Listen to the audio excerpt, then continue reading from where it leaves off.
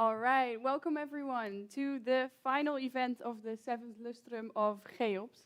My name is Rebecca, I'll be your first host today. And my name is Joep. I will be your second host today. Today we have two guests who give a lecture related on the topics of the lustrum team, namely wonders, but also, of course, on breaking new ground, as the symposium says. Our first guest today is Ren Yee from the company UNSense, head of consultancy and part of UNSense future team. And our second guest will be Marco Vermeulen, head architect of Studio Vermeulen in Rotterdam. Both will address interesting and current topics related to the built environment, but later more on this. Yes, so before we're going to introduce our first speaker in about 10 minutes, like we said, today is the final event of the lustrum. We hope you all enjoyed the other lustrum activities that have happened over the past few weeks. Today's symposium will be its final activity and also introducing a bit of CHEOPS' birthday tomorrow, because CHEOPS will turn 35 tomorrow. Yes. So that's quite some age. But before we start, maybe let's talk a bit more about how the chat function and everything is going to work today. So the live stream, as you know, will be streamed over YouTube, and on your right side there is a chat box. So if you have during the lecture or during the presentation any questions, just drop it in the chat. If you want to say hi, if you want to say something else, your thoughts, feel free to enter it in the chat box. We're here to look through it, and we'll answer all of it as much as we can. So let us know your thoughts. It's always welcome, if you don't want to do it here, to do it over the Instagram, the Facebook page. Email us. Feel free to do whatever you want. And yeah, that's so much for the chat right now. Yes, of course. Follow CHEOPS on all social media platforms. This symposium not only consists of this live stream at this moment. Over the past week, several podcasts have been uploaded to Spotify and YouTube. And of course, there's the amazing Rewired magazine. One of these podcasts that has been uploaded is by Hugh Barton, founder of Hugh Barton Architects. As the name of the symposium says, we are talking about breaking new grounds. And is there any ground newer than the polar regions? Hugh Barton talks about new architectural specialism of designing in polar regions. It relies on understanding missions of the base, its climate, geographical and topographical constraints, energy balance, sustainability drivers, logistical challenges, and the way to support the individual and community alike as they work and live in the most extreme environment on Earth.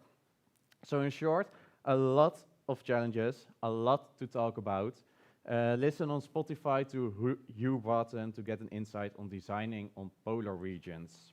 Yes, super fascinating, just like all the other podcasts and articles that can be found on our channels and both in the magazine. We still have loads of magazines at the CHEOPS bridge. So if you want one, you haven't received one, feel free to go there, pick one up, and then you can read all of it yourself. We'll introduce more articles, more podcasts during the entire day, and we'll let you know a bit more to see. Maybe there's one that you are very particularly interested in, but we'll see about that. So for now, maybe let's talk about our original plan a bit, what we planned to do a year ago, because we've been working on this for over a year, I think. Yeah, it's been a long time. Yeah. Of course, organizing a symposium like this was not the first idea. We started with the thoughts of organizing an amazing physical symposium with around 250 to 300 participants, somewhere on an amazing location in Eindhoven. Who know, Catharinakerk, Lichtor, Evoluon, something like that. But of course, as you all know, something happened this year.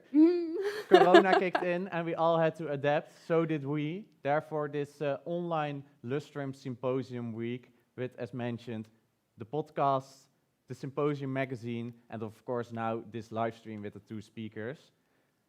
Yes, exactly. And talking about this live stream, there's two people in particular we want to thank today. We have Timon sitting here behind the camera, who helped us a lot this week, and we also have Tom, who's sitting also in the neighborhood. So the both of them worked endlessly this week to make this happen, and we want to say a special thanks to them outside of the committee. Yeah. Yeah. And of course, a lot of people are already joining this live stream, but you can also watch it back. It will be posted on the CHEOPS YouTube channel to look back what we talked about. And if you're studying hard now, as I can imagine, do not have the time at this moment. Yeah. But I bet it's a nice break, and we hope you are all going to enjoy it. I see there's quite some people watching already. Are there people that want to say something in particular, already have questions about how today is going to go? Let us know. We'll keep an eye on the chat box right now.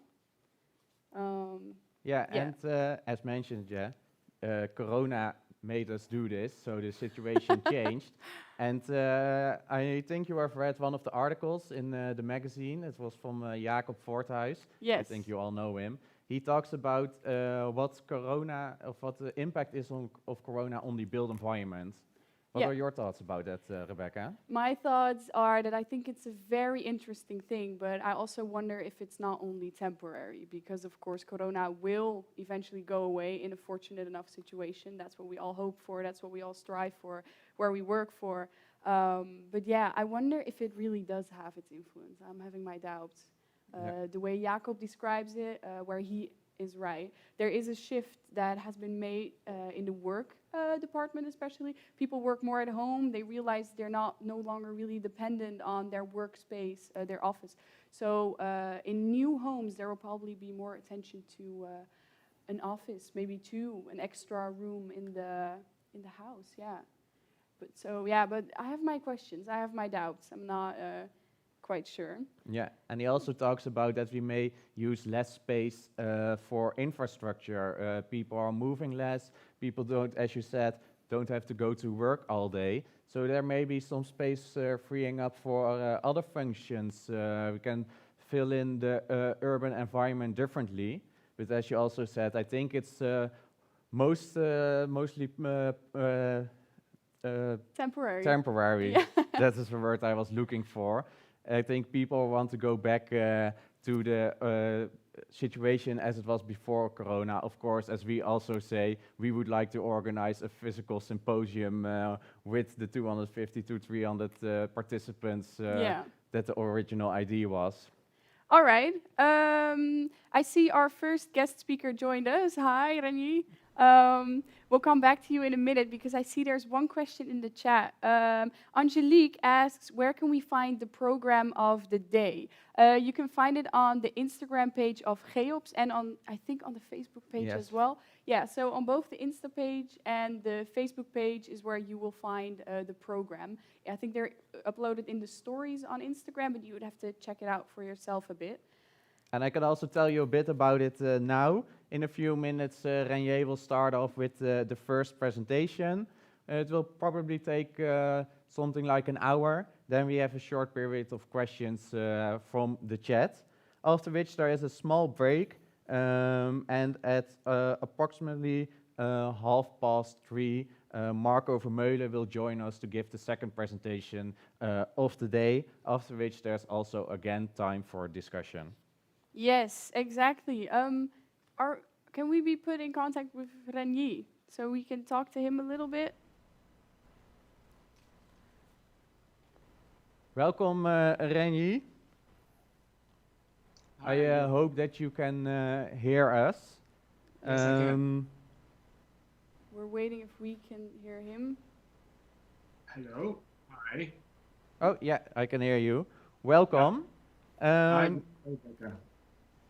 One of today's biggest challenges is finding a solution to climate change, and among other big problems is, of course, health, humanity, and urban crises. Therefore, our first guest is here, Ren Yee. As mentioned, he works for the UN studio and UNSense. He will share UNSense's endeavor and journey on their part of solving these crises. So, Ren Yee, if you are ready, you may start with your presentation. Thank you, Jo. Can you guys see my screen? Yes. Yes, we can see it. Great. Thanks for the invitation. I mean, I wish I could be in the same physical location as you guys, Rebecca, as I've mentioned. I think I heard you and Yogo talking about it. Yeah. But you know, technology has enabled us to still connect in times like this. So I think we shall make the best out of it. So I was asked to share with you guys a bit on basically how we as a designer, our endeavor and our attempt to design for a better environment and healthier environment for the people as well as for the planet. And sharing with you guys today, the bachelor students, and I think maybe master students, on different approaches, how designers and architects are trying their best to address this issue together, because this is a collective problem, and I think we need collective effort to address this. So I entitled this presentation called The Necessary Disruption. I want to start first by sharing with you this scientific paper called The Great Acceleration, titled Humanity's Impact on Earth's Geology and its Ecosystem. This is written in 2004, have been updated before, and the idea of this paper is by a bunch of scientists trying to understand a new name, a new geological epoch, an era of new geological epoch. And he called this the Anthropocene era. And in their mapping, they basically map up from the turn of the century all the way up to the 2000s, what are the human activity and its implication on the Earth system.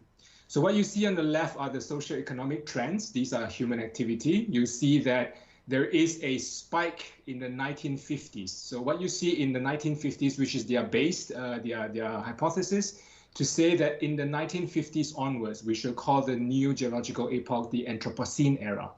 And the reason is to show that from 1950s onwards, there has been a boom of human population. So what you see on the first left chart.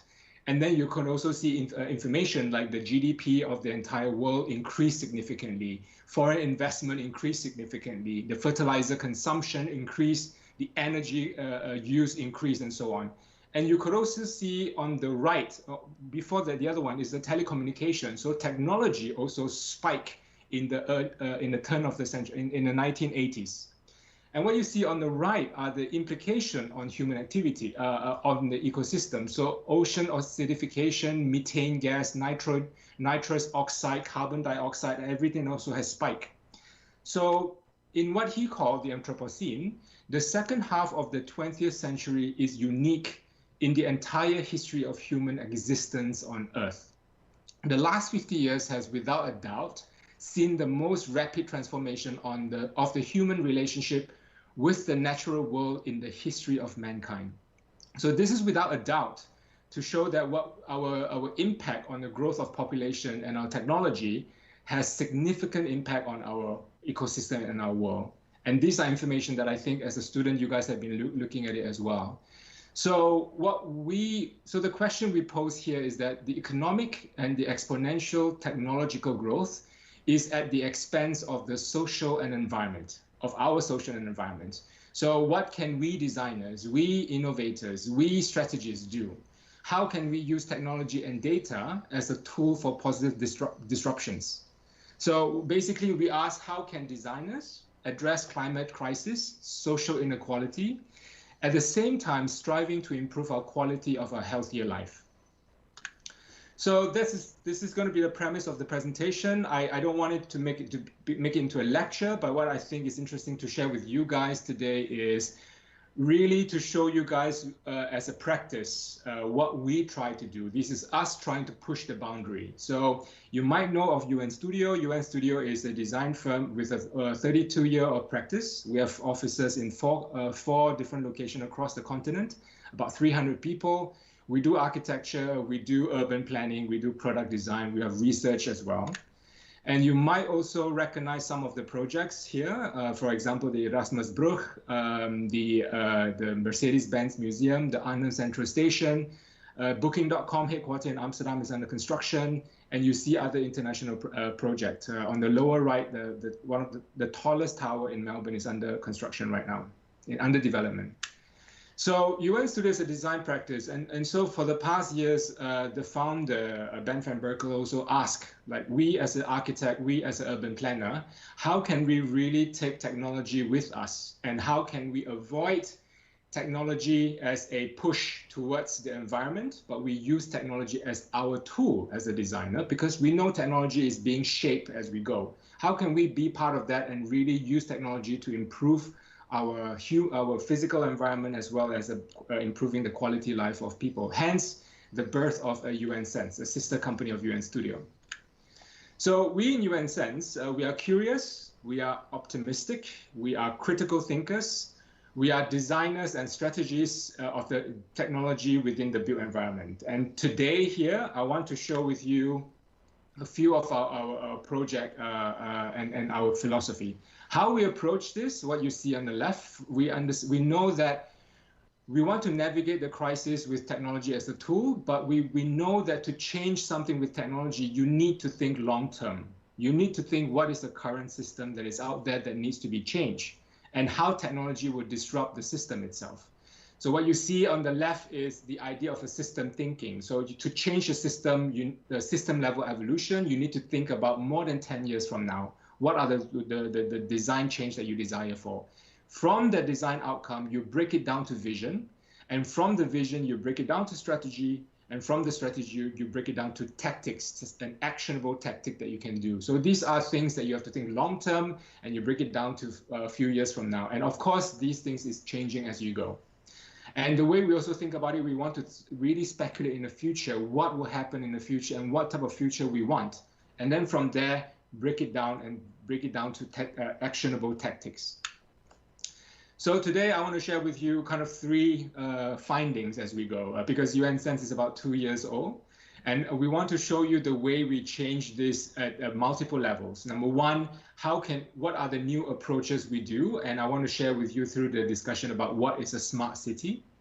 And then number two, maybe we want to design new economic model, new economic framework. And we are doing it through a living lab that we're doing in Brainport Smart District. And the last one is what are the new spatial aesthetic and a new relation that we want to show you through a design that we do with Amsterdam. So the first one, it's about new approach. If you want to talk about on the high level technology coming into the city, the discussion about smart city is the most clear idea that people have right now. It's the most used term. Whether it's clear or not is a different question, but we know that smart city is a constant transition. So how do we design with strategy with cities to enable that technology is designed in the right way to achieve the right outcome?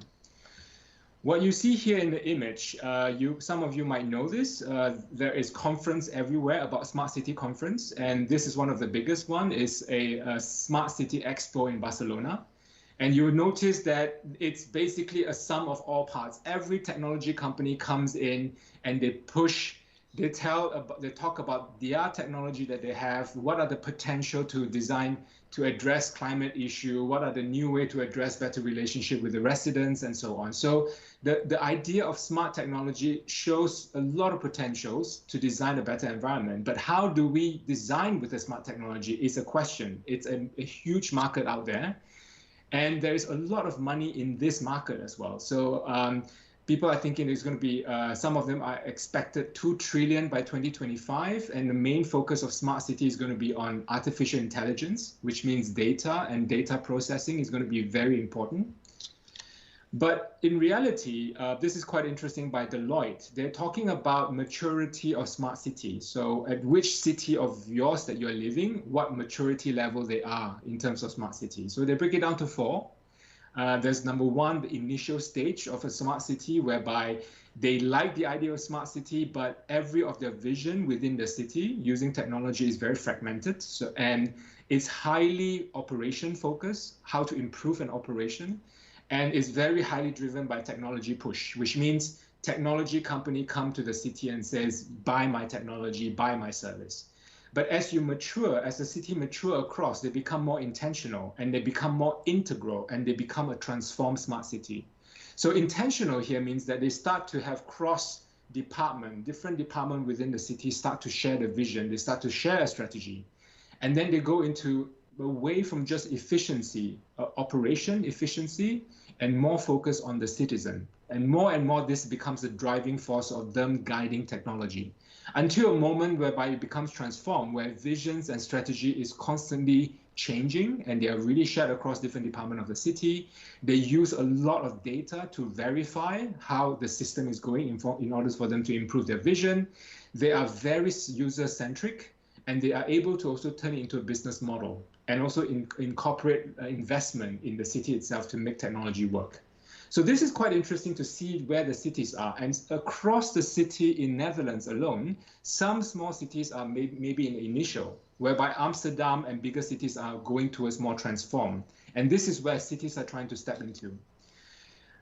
And you also notice that some small cities are thinking that smart technology coming in and trying to think about which technology to use, how to implement it, becomes so complicated that some cities decide to make it very simple. Some cities just said, you know what, smart city project, any smart city project should be people-centric. It has to focus on problem, and it has to be responsible. Simple as that. And they say, you know, things like, don't send me your salesperson of your technology company. We need to focus what is a real problem that we have right now. We don't want efficiency alone. We want to change the public policy. So this is a very easy way, understandable way of how city can embrace technology into their city itself. And then there's another angle whereby, like a city like Singapore is very advanced, and Singapore is a state, country, city-state city, whereby their operation is the organization change become the core driving force of how they could push technology across the entire city, because their operation is smaller. It's much easier for them to be agile. So what they did was in 2014, they mentioned that they announced Smart Nation Singapore. They have all the ambition they want to achieve. And then they know to achieve that, they change the organization within the entire country. So this is the change of organization. They created a new department called the Smart Nation and Digital Government Group. They create a two component within this group. One is, they call it the Smart Nation Digital Government Office, which is the office that is in charge of policy change.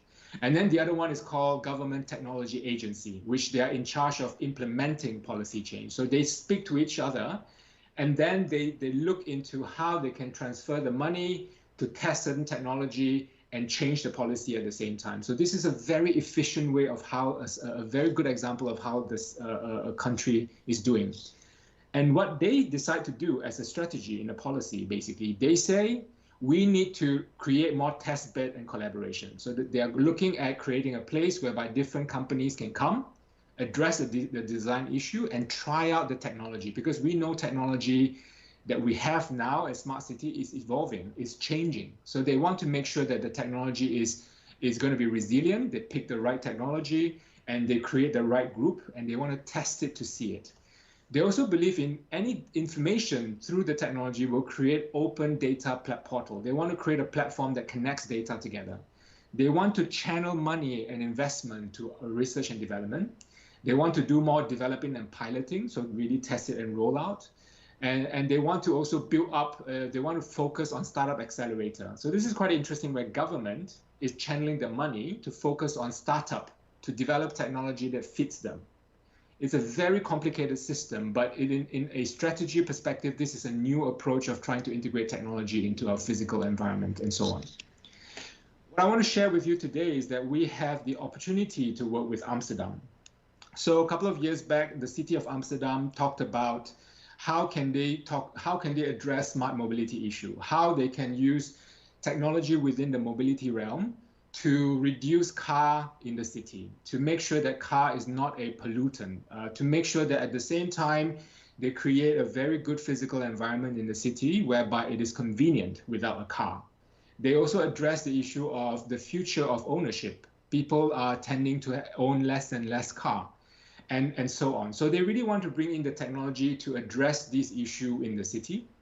And so you might know, City of Amsterdam is a lot of department, but many years back they created a chief technology office. But the idea is that they are cross-section. This group of people tie across the different departments within the municipality to bring in the effort, but also to introduce technology, framework, relationship between different departments so that they can try and push technology in the right way. So we work with the CTO of Amsterdam. We were asked to think about a white paper. We talk about in 2025, what is the smart mobility of Amsterdam? And we designed with them the Smart Mobility 2025 program. So I don't want to go in detail, but basically I want to share with you a few perspectives how the city wants to bring technology into smart mobility. So these are the summary, basically. They are looking at, very similar to what I spoke to you in Singapore, they're looking at small-scale testing in the city that will facilitate a scale-up. So once it works with the people, with the policy, and it solves the problem, there's a business model to it. They want to help to scale up so that this becomes a solution that can be long-term maintained in the city. And they also know that they have framework, they have power and tools as a municipality they can use to support this. So they talk about creating an instrument. The instrument here is, for example, financial is instrument, how they can channel the money. They talk about how they change the policy as well to support this technology implementation. They talk about gathering information and communicating, and as well as enforcing. So we work with them in basically ultimately with two things. You can download the document if you want online on the website, but in short, they're looking at two directions to proceed from here on till 2025.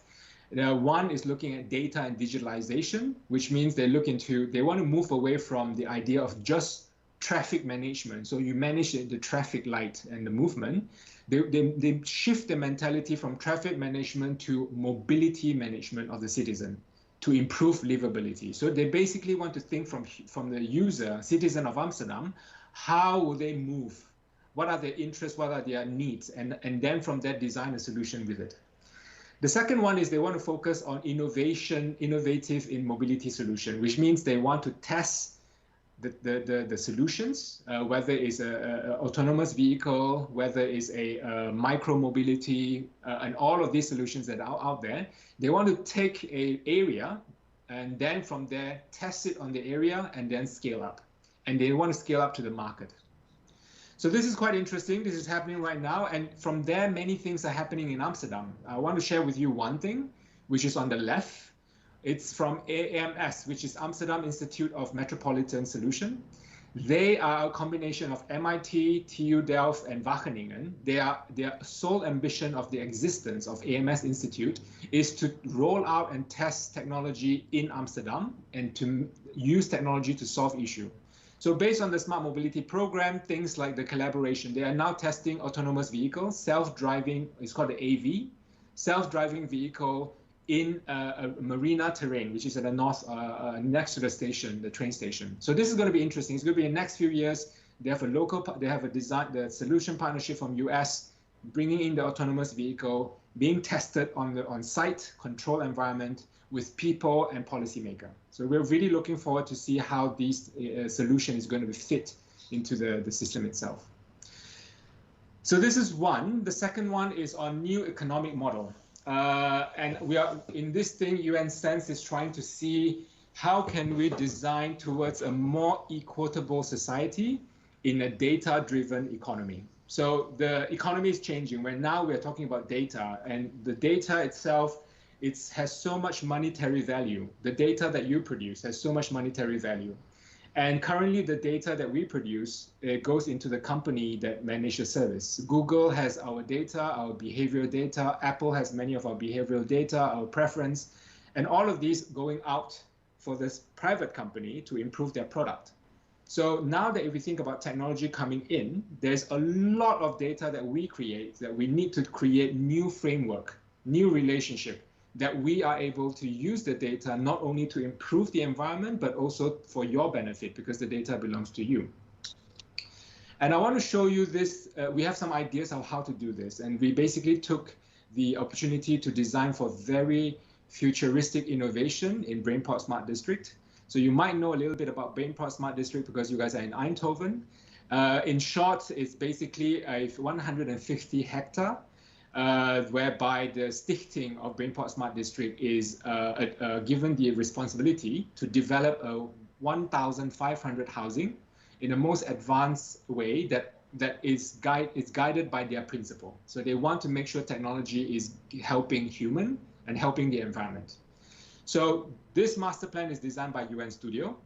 I will show you a video after this, but I will not go into the design philosophy of the master plan, but I will talk about how UNSense take 100 Home to design a living lab to try the economic model that I mentioned to you. So I'm going to play the video now. I believe there's a lag.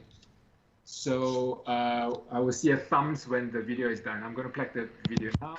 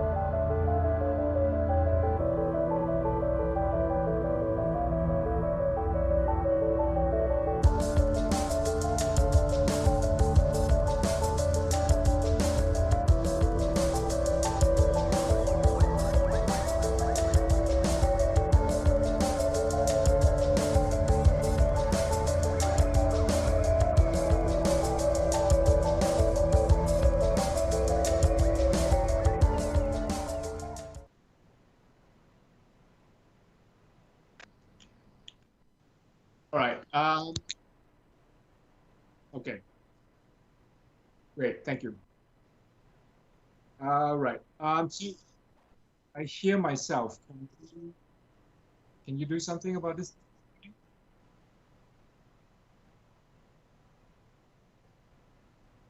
Yeah. Yeah. Yeah. Great. Great. Okay. Great. Perfect. All right. So what we do.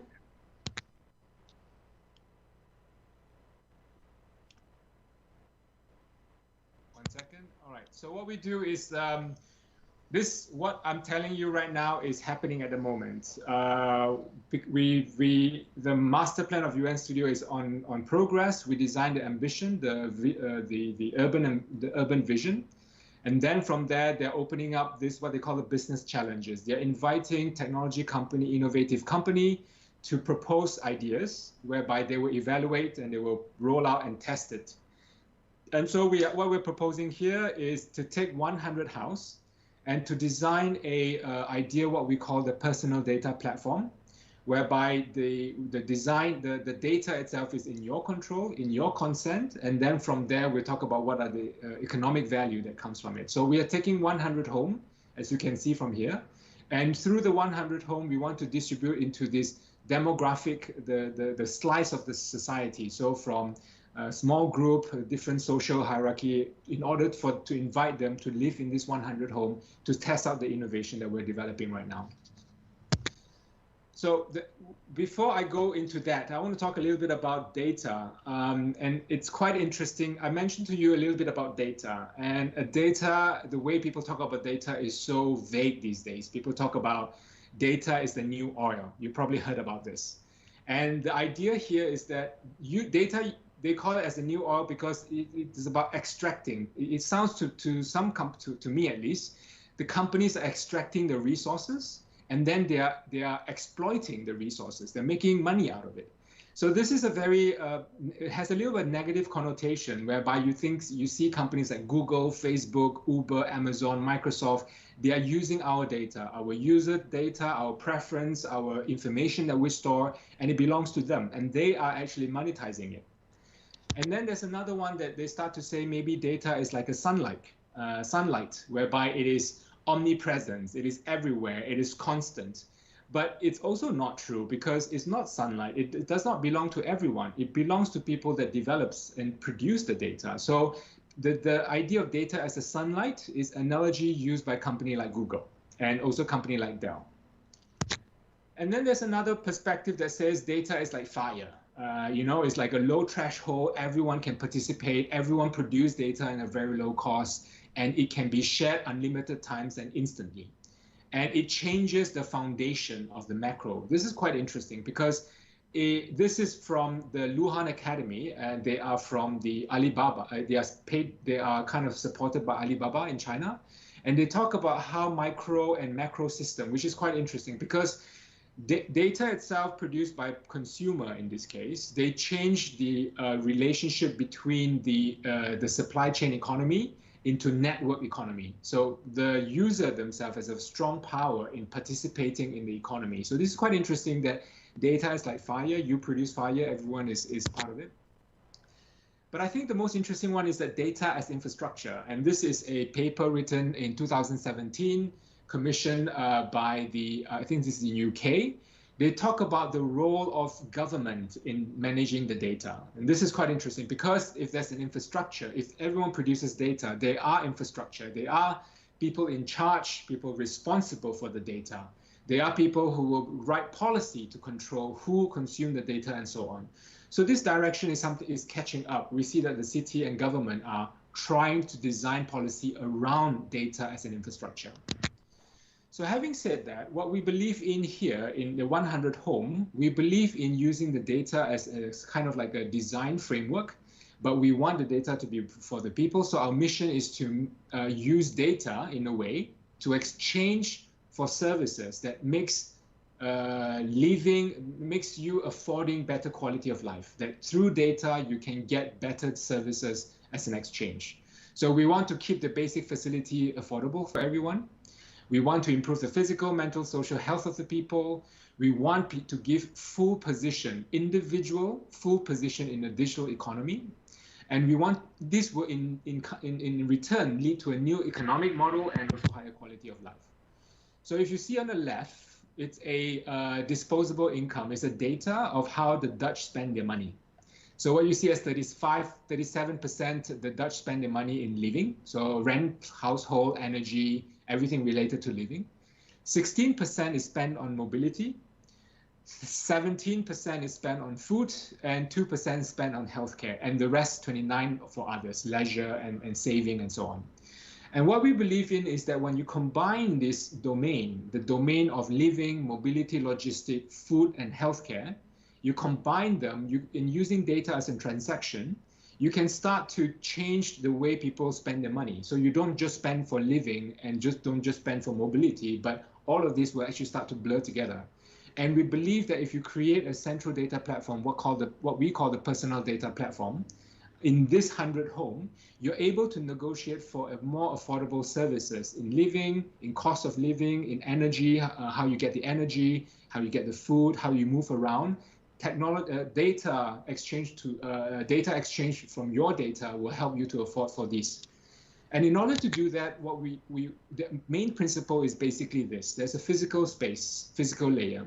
Anything, information that is produced within the physical space goes into a consent layer, whereby you as a user know very clearly what data has been collected from you, what data you have generated, what are the value of the data that you generated, and then you consent, in other words, you agree for someone else to use your data, and what is the incentive that you get out of it. So this is creating a new relationship between you as a data owner and the service provider. And what you see on the right, there are these two diagrams. The center diagram, the first diagram talks about the internet model today. Basically, you as a user, you use a service by one company, and that company collects all your data. And then with your profile, data tied to your profile is shared to and sold to other company that sells their data to you. In another word, advertising. What we want to do is the second one on the right. Basically, everyone has a direct exchange of data with you. You know who you're sharing the data with, and in exchange, you know what is the service that they provide to you. So this is a basic outline that we're going to do now. Right now, UNSense is designing the 100 Home with UN Studio, and we're developing the framework. And by next year, we want to outline the framework and then invite people to come and live in this 100 Home, whereby we want to try out and test out this idea. And we do the testing together with other companies. So it's not just UNSense and UN Studio. We're inviting all the corporate company that provides data and come and innovate with us to innovate new services. So these are companies from mobility, companies from retail, infrastructure, media, health company, energy, water, food, and work. And with these companies, they will come and work with us on the innovation process, whereby we will start to talk about what data is being exchanged, what services we can bring forward, and how they can use this data to improve their services, but also make their services more affordable. That is the most important thing. And what is also interesting is that when you combine different companies together, they don't just produce one services to you. They start to combine, collaborate with other companies to provide you new type of services as well. And this is something that we're very excited to move forward and check it out. So the idea here is that we want, the framework we're designing is we want to support the residents. We want to be able to match the supply with the predicted future demand of your needs, also from the maintenance. We believe that the data can empower the residents and collect them, and because all of them collected has a very strong collective buying power, and this is also very interesting to do that. And we also want to be able to share this data, to use this set of data for residents to use it with consent to create new services themselves. So this is a bit of supporting entrepreneurship within the residents themselves. And of course, with this, you can personalize your data. And of course, societal gain is very important. We also need to measure what is the impact, the environmental impact. And also, therefore, the last thing is when you combine different companies together, you really deliver the promise of smart city, because smart city should not be silo. It should be connected. And so the idea that we want to bring forward is to make sure that we are fighting against digital monopoly. So not big companies becoming bigger and bigger and more powerful, but actually decentralize the power to you as a user. And so we want to be able to give you the control. And then also to have an equal exchange, something that you feel is equal, is fair deal of exchange. And that's how you can restore trust to the system with technology company systems. And so on. So that's the BrainPod Smart District. We're very excited about that proposal right now, and come back to us in 1 year. We hope to be able to share with you more the development of this innovation. And the last presentation and last chapter I want to share with you is about new spatial aesthetic and new relationship when technology becomes the norm in public space, in built environment. So what we call here towards a robotized environment. And we want to focus on the human and smart system interaction. So what you know now, probably many of you know this, the technology, this is called the computer vision. This is a few years ago, whereby you feed in a video, and then from the video, you train the artificial intelligence to identify if this is a human, if this is a car, if this is a traffic light. And right now, the AI is so much more advanced and so much more accurate compared to human recognition. So the technology on system reading physical space is increased multiple fold in a short period of time. We also know when the system that is being implemented in physical space, in the visual you see here is autonomous vehicle, so cars like Tesla, or Uber test car that they're doing with Volvo, or Waymo, a company by Google deploying autonomous vehicle.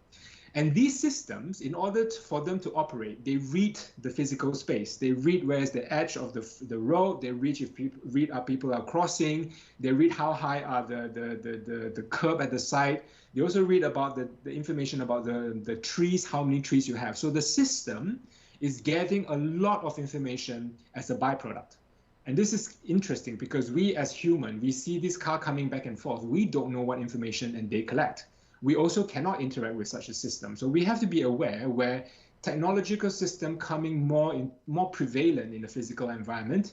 We as residents need to make sure we know what's happening. We as a designer needs to make sure that we design these systems with the right guiding principle. Privacy, for example. Therefore, I'm going to give you one example. The other one is Amazon Go. You might have known this as well. A couple of years ago, everyone was very excited. They launched a new supermarket. They call it a cashierless supermarket. You basically walk in, you scan your app, Amazon Go app on the entrance. You go in, you take anything you want, and you walk out. No need to have cashier.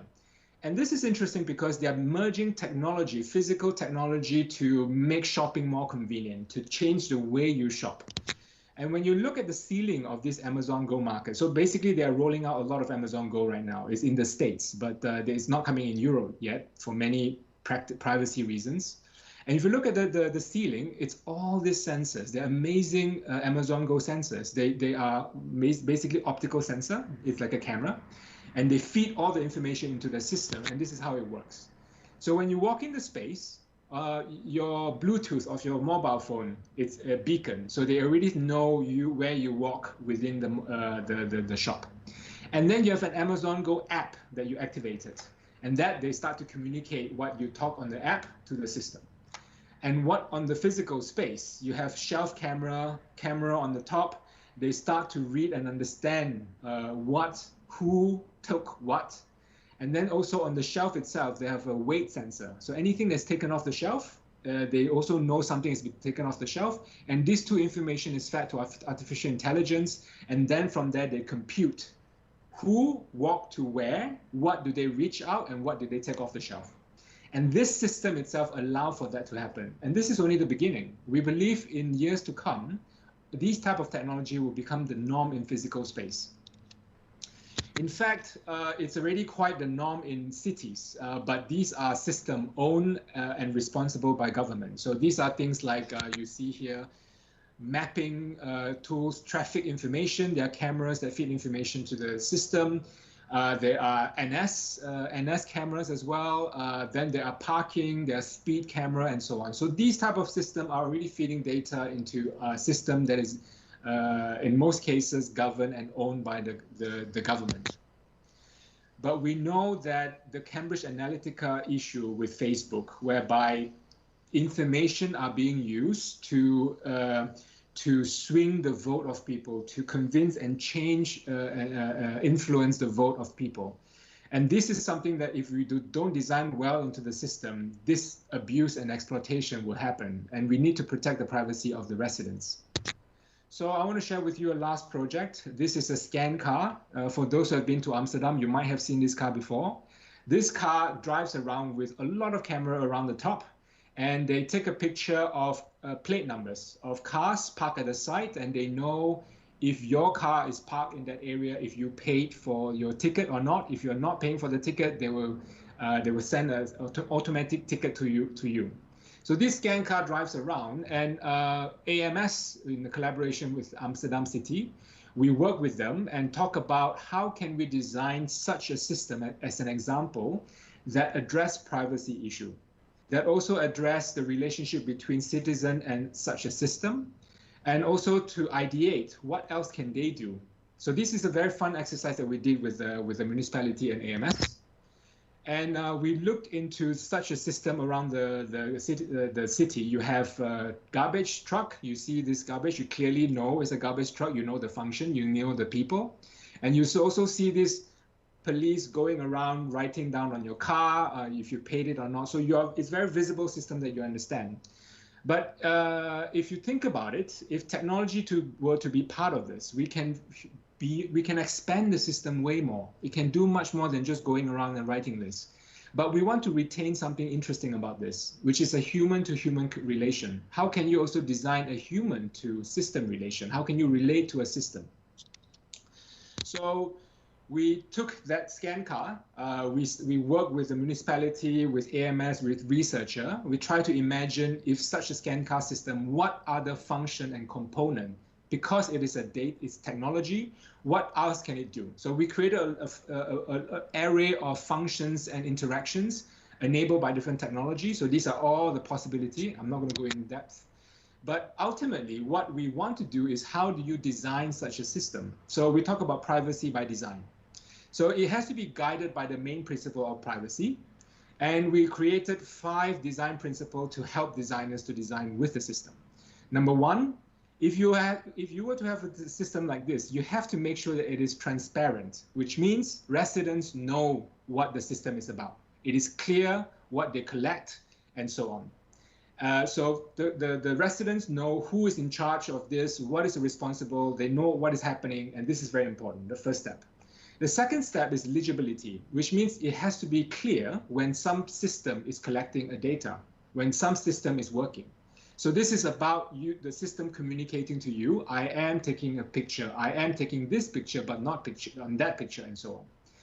And then the third point is relatability. So you need to be able to understand and relate to the system. Why this system is working, how can you, why is that related to you? And number four, contestability. You have to have the ability to say no.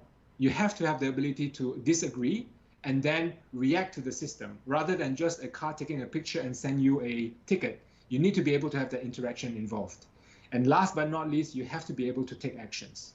So these are the 5 principles that if you start to design technological system in physical space, if privacy is important, these are the principles that guide us to design a system that human and residents can take and react and interact, and therefore gain the trust.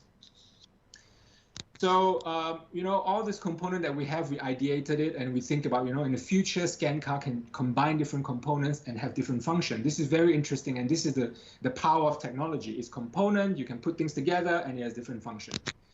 We also think about from there, we ideate how can it expand into the service, how you can interact with the service more, and so on. It was a very interesting process. But I want to just give you one example, which is what they call the see it as a scan car. And the idea here is that through interview on the street, people say that they saw a camera on the scan car, but they don't know what the camera is taking picture of. They think that they might be taking picture of themselves. So things like this, they don't know. So we think that maybe we think about a way to design it in a slightly different way. We want to gain the citizens' trust. And therefore, one of the proposals, we call it see it like a scan card, whereby you're able to log into the system, look real time what the camera is seeing.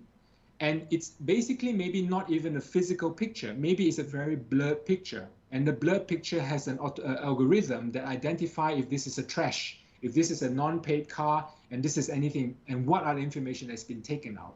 So if you're able to see what the scan car see, then you're able to understand what the system is doing and therefore trust the system. So this is one example that we do, and I think this is something that we can expand further.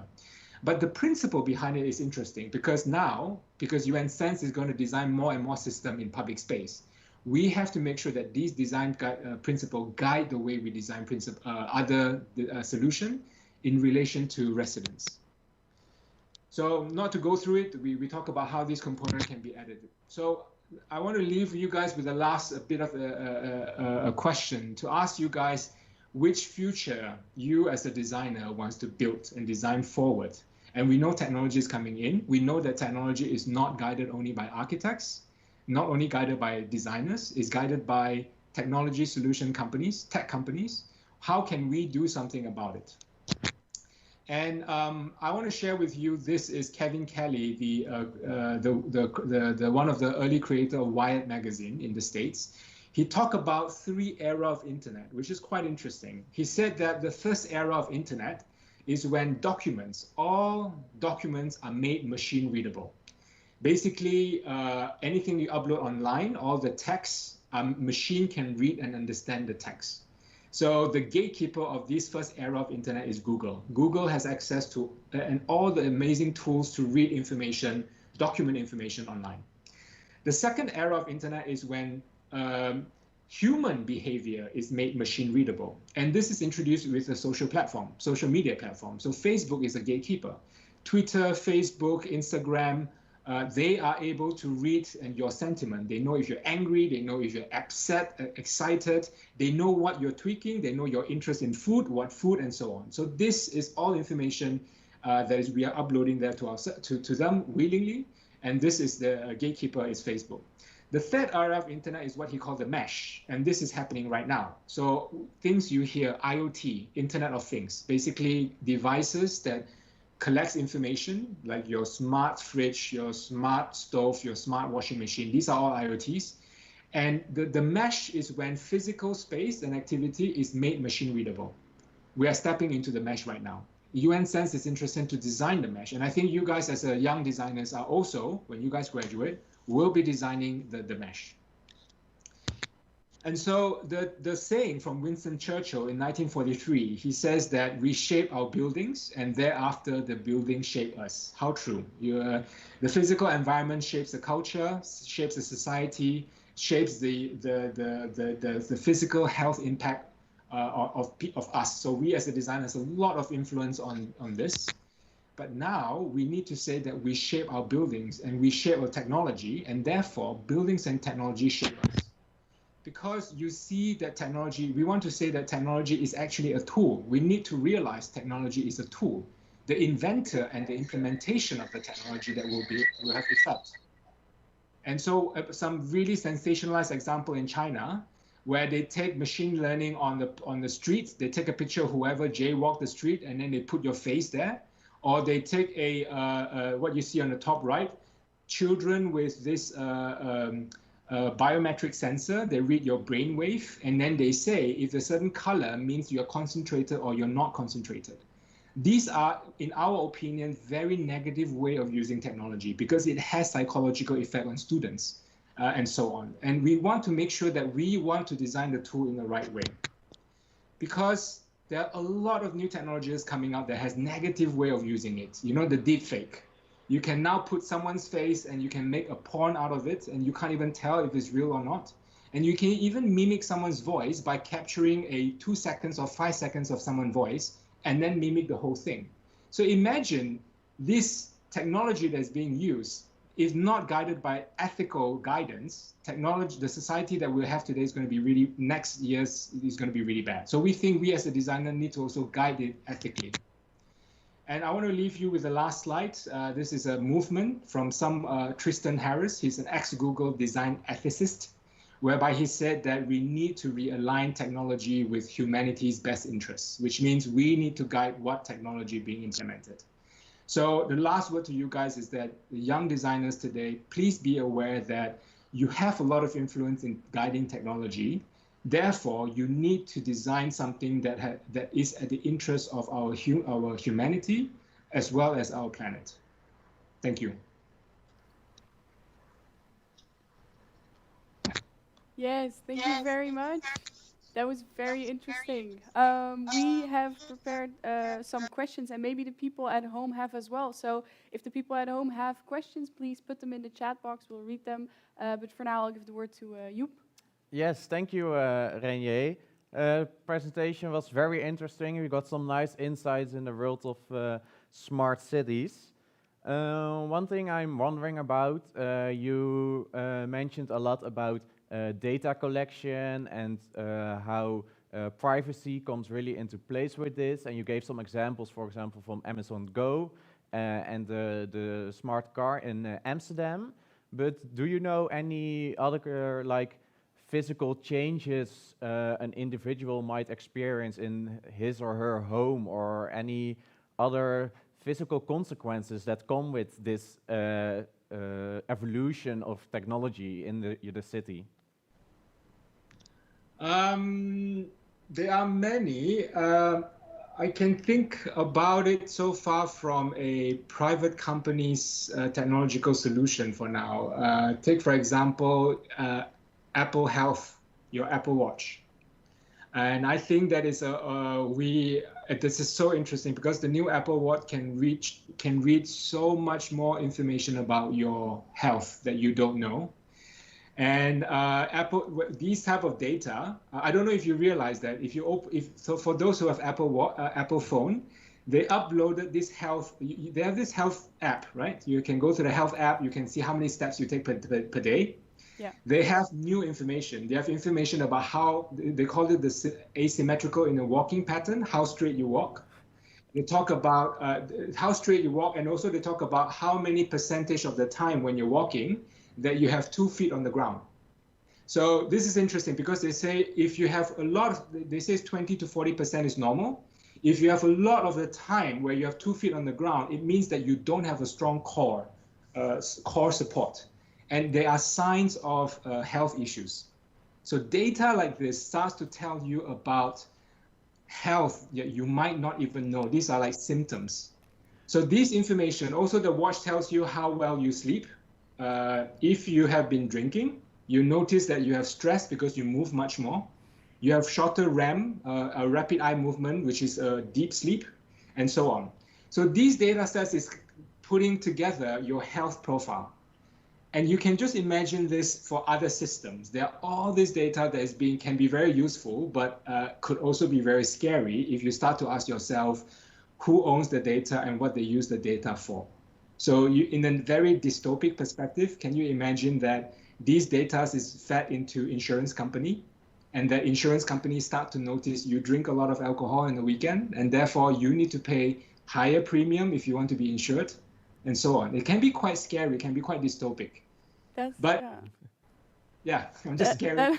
That is really interesting. Yeah, I mean, I can also imagine that that it's sort of it will scare people in the end. And I think right now there's many people that actually fear data, if you know what I mean. Like Facebook tracks everything as well. And a question I had regarding your presentation, at a certain point you talked about people-centered, making the smart cities people-centered, right? Yes. So how does that work in the middle of a tech world? So like the smart city is full-on technological, but how do you make such a city that is revolved around technology? How do you make that people-centered? Oh, 1 second, you're muted. It's a very good question, Rebecca. I think that if you think about implementation, in the end, who is responsible to implement the technology is most of the time the government and the city. And the way city do it, they're trying to bring in a process. They want to make sure they don't buy a system and then implement it. They want to make sure they bring in residents. So they call it the co-creation. So they bring in people, they say this is the type of technology, these the problems. So designers also come in. So designer help to outline the problem, designer help to guide what is the problem, how do you solve the problem, what is the need, and what is important to be to address, like privacy issue. And then from there, work with the technology company to fit the system towards the need. So the process of implementation is very important. And a lot of European cities are doing that. So cities back then start to just buy a system and roll out, but they realize that's wrong because people start to protest. People don't like it.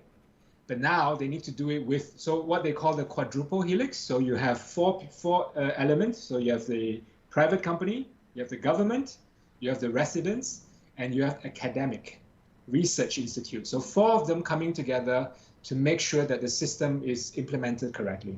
Okay, good. Very interesting. Yes, so it's more up to the people actually to implement the data rather than the companies, and that's very nice. Yeah, and if you also, as you said, it works together with the government and companies. You talked about how it works in the Smart Nation in Singapore, and also what is happening right now in Amsterdam. But how do you see that?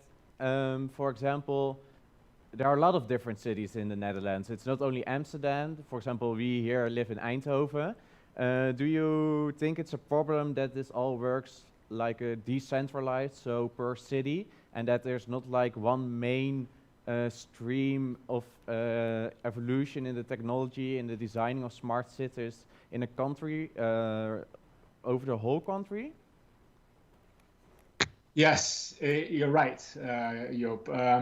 The context and the need is very different. The political will is also very different.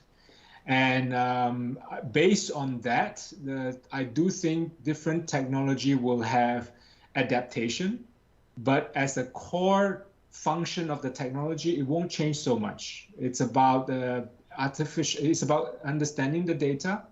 It's about processing localized data to understand localized behavior, and then creating a solution or action that based on the behavior. So the core technology, I don't think is going to be different, but the implementation and the outcome might have a slight variant. It also depends on the need of your place, because some city thinks mobility is more important than others. So then you see also different solutions being implemented in one city compared to the other.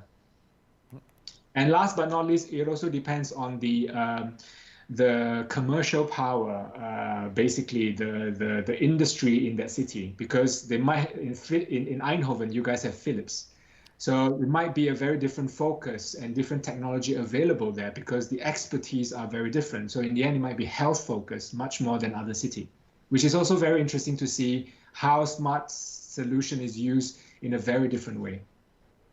Yes.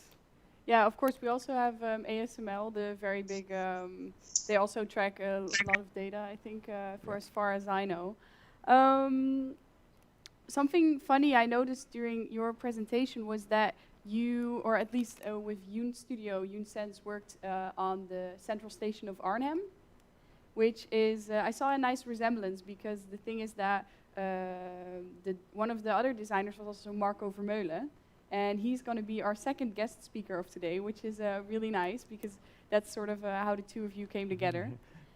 Yeah, I have for that one final question for you. You gave already a lot of great insights in smart cities, data collection, everything that is happening at this moment. We also talking a lot about this in our department. But yeah, Rebecca mentioned UN Studio already. I think you worked there before you started at UNSense. And I want to know how your personal experience was from going as from an architect at UN Studio to like more an, how you say it, an philosopher in data maybe at UNSense. What was your personal experience with that? It's a very, very good question, Joep. I am a trained architect, trained and practicing architect. I studied in TU Delft, so when I started with UN Studio 13 years ago, I started as a designer. So we did great projects, really fun projects, challenging, pushing the boundary as well. And along the way, we realized in UN Studio that we have, as a designer and architect, we talk to so many experts, academic, great thinkers out of our office, within the office, and to do an architecture build, like a building, many people don't realize how much knowledge, discussion, contact that we have until we build a building that actually works. So we realized that there's so much more of this that we need to be able to use it in the right way, that we could make sure that we collectively design a better and built environment. So halfway through, I created a think tank and a strategic design thinking unit within UN Studio called the Futures team. I am actually the head of innovation strategy and forecasting of UN Studio. And that's when I start to bring all these great ideas from all the architects in UN Studio and put it out there and talk about how we can use this knowledge. We as a designer and a strategist can use this knowledge to change the brief, to go to the city and say, you know, we need to design a building better, or go to our client and say, your brief that you gave us is very commercial only. It has to have this impact. Do you know it has that value and that value? So we start to diversify our service and knowledge. So that's future. So that's where the transition happening in UN Studio. And then through that, Ben van Berkel said, you know what, we need to create a sister company that really talks about use technology at the foreground. And that's how I slowly move across. So the skill sets, the knowledge as an architect is with me. And the fact that I think you guys don't be bounded by the fact that what you're studying only ends up being as an architect. There's so much skills and knowledge and the capability trained in architecture school that can be used in a different field, but ultimately to improve the built environment, to improve the quality of life. There's so much we can do. So I've enjoyed the journey, and the journey is continuing. And I hope that you guys, when you start your architecture or your design career, please bear in mind you're not confined by a small profession. You can do way more to have a positive impact. Now I think some of the viewers can really do something with this experience. I agree. And talking about the viewers, there even is a question from the public. I'm going to read it for you. The question is from Romee den Boer. She asks, when talking about ethical guidelines, should those be the same globally?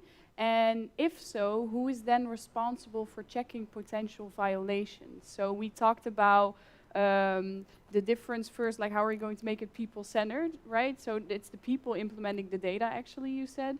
But then who is going to be responsible for the ethical guidelines? Very good question. This is something we're doing in UNSense. First of all, your question, I do think ethics can be global. It's a humanitarian. It's about for human rights. And I do think that some political view might look at it differently, but me personally, I think all human needs and human rights, we should have the equal access to a lot of these human rights. So I think it should be global. And the implementation, in the way we designed this in UNSense 100 Home in Brainport Smart District, we need to create a neutral party that composed of different people from different background.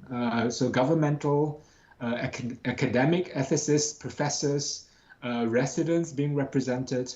And these are the people that needs to make a collective decision. What is ethical to say yes to and to say no to? And this has to be a neutral party. It should not be a party that it belongs to a political party or a commercial entity and so on. And if this, because this is actually quite a norm that we see right now. A lot of this smart city project, they start to form this ethical group. And therefore, I think it's interesting. In Helmond, they also started that. They bring in professionals and politicians as well as residents, and that will become a guide. How they work as a group, this is very young still. We need to see how this can become constant. And perhaps in the future, I'm talking about 20 years down the road, whereby we have successful human-run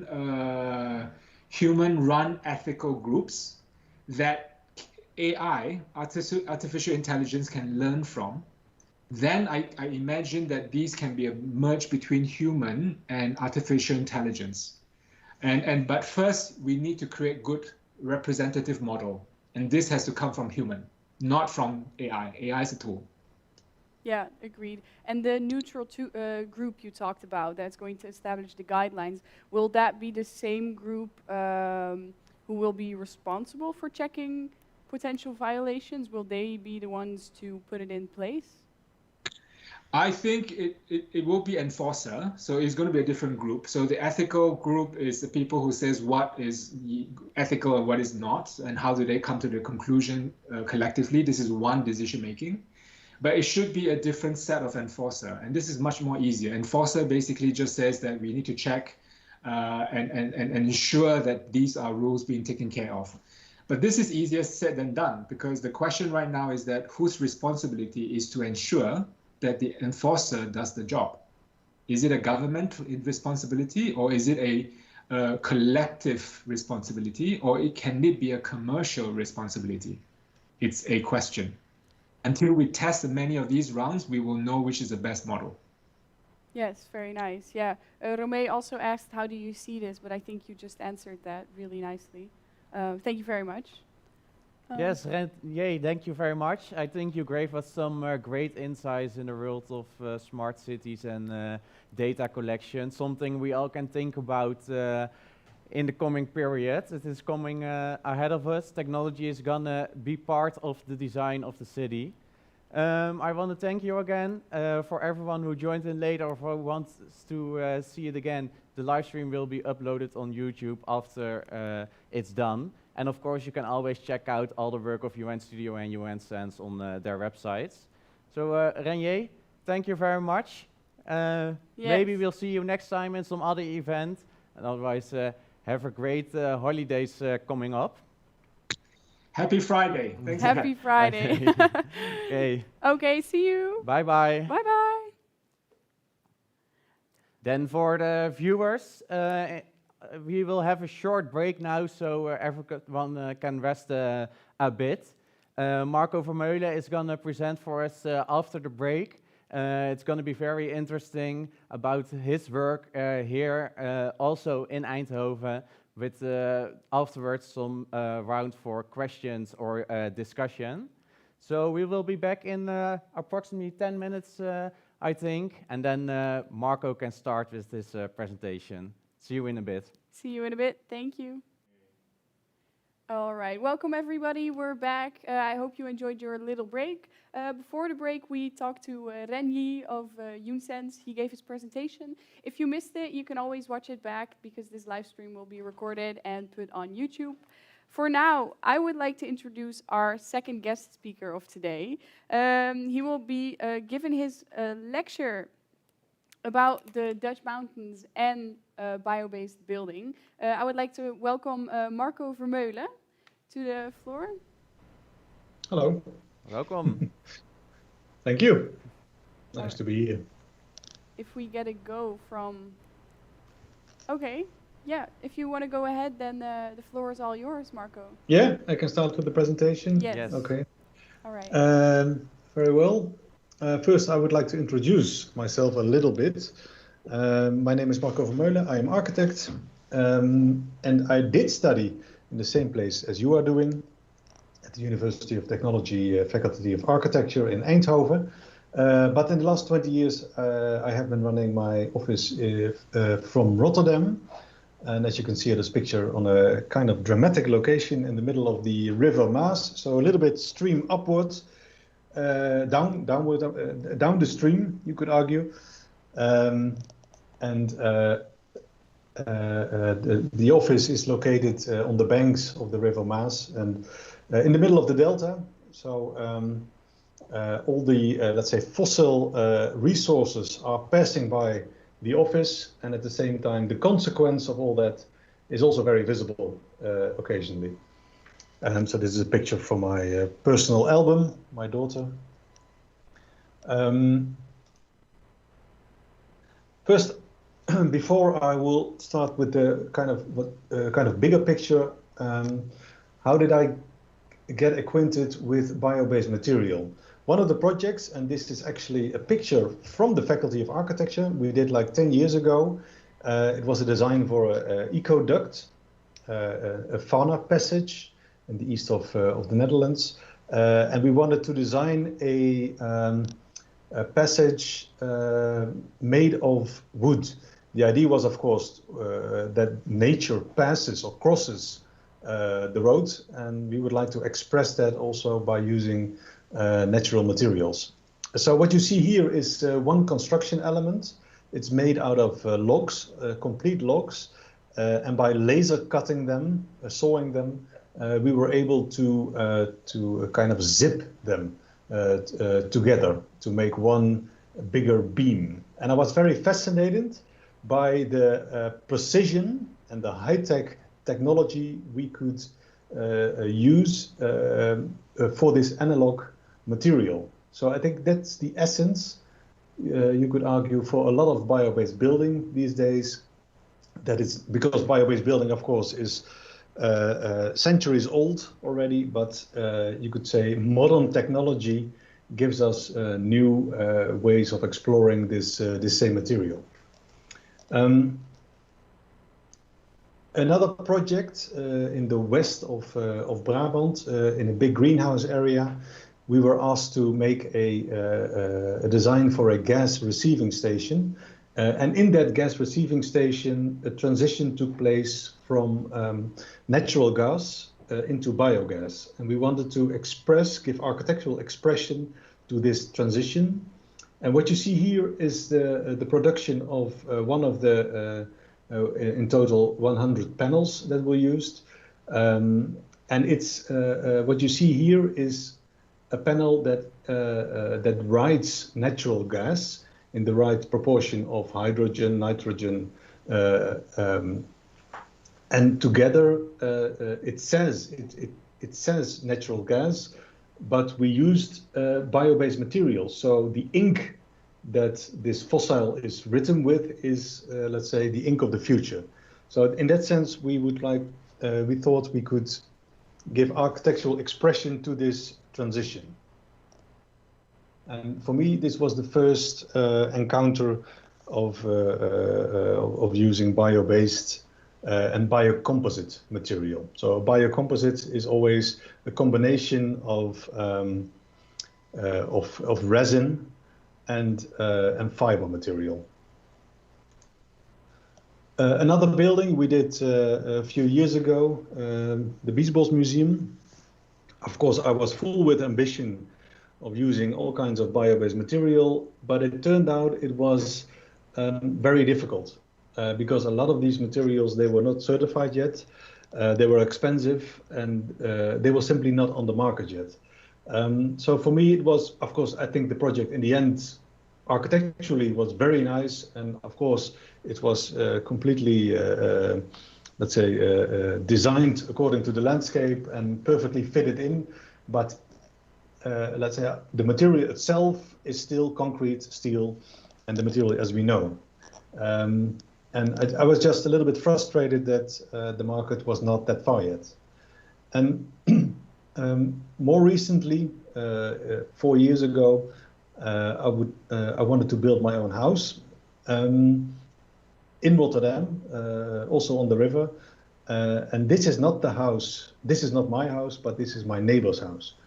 And I was fascinated by the speed of the building of that house. As you can see, it is completely constructed out of cross-laminated timber, as it's called, engineered wood also. So in a way, same as the engineered wood as I showed earlier, but of course much more sophisticated. And the house here, that in the front, that's my house. And I was just also again fascinated by the struggle that the conventional way of building has to go through. And so I noticed that, let's say, the way we build normally is much less high-tech than you can build with this analog material like cross-laminated timber. So I just noticed that the way we build now is in a way very, very old-fashioned. And that brings me, or brought me in that moment also to the bigger picture, because of course, one house doesn't make a lot of difference, 10 houses also doesn't. But if you look on the much bigger scale and you notice that the annual growth of our population by 85 million a year, and also the migration to the cities, that means that we have this enormous building task. And of course, recycling already used building materials is a very good option, but still we will need much more. And so that means that the need for building materials in the near future will be still enormous. And the question is, do we continue building the way as we do today, or is there really a need for a total different way of building? What's very important, and you may of course know these numbers also, that building 11% of our global contribution can be related to construction. 28% of the global contribution to CO2 emissions comes from our daily use of energy in the buildings. And 40% of the use of raw materials worldwide is related to construction. So if you ever wonder, studying architecture or building, and you wonder if you can make a difference, well, I would say this picture shows that building is part of the problem, a big part of the problem, and the challenges that we have these days. But you can also imagine that changing the way we build could also be, a big part of the solution. I mean, that's my argument. And I think for a lot of people, if you would say that we build with crude oil, then a lot of people would say, well, that's not something we should do today. But in a way, using cement, which of course is a large part of concrete, in a way, using cement and the base material limestone is also a fossil approach.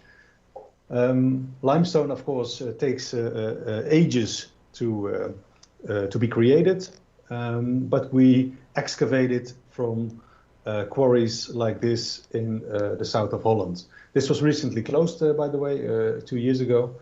But this is what, let's say, the scars of our current way of building look like. And it's not just limestone and cement, but also other base materials, raw materials we need for concrete production. For instance, angular sand. So that means a certain type of sand that is needed for concrete. The rivers cannot cope with the amount of, cannot cope in producing this angular sand with the enormous demand for angular sand. So there is a growing scarcity of resources for the way we build right now. So whatever perspective you look at it, there will always be a need for renewable materials if we really want to be sustainable.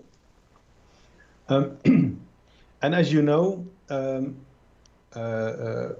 well, if you look at climate change and you look at the enormous emissions that take place, there are machines developed right now that capture, sequester this CO2, and they're very expensive.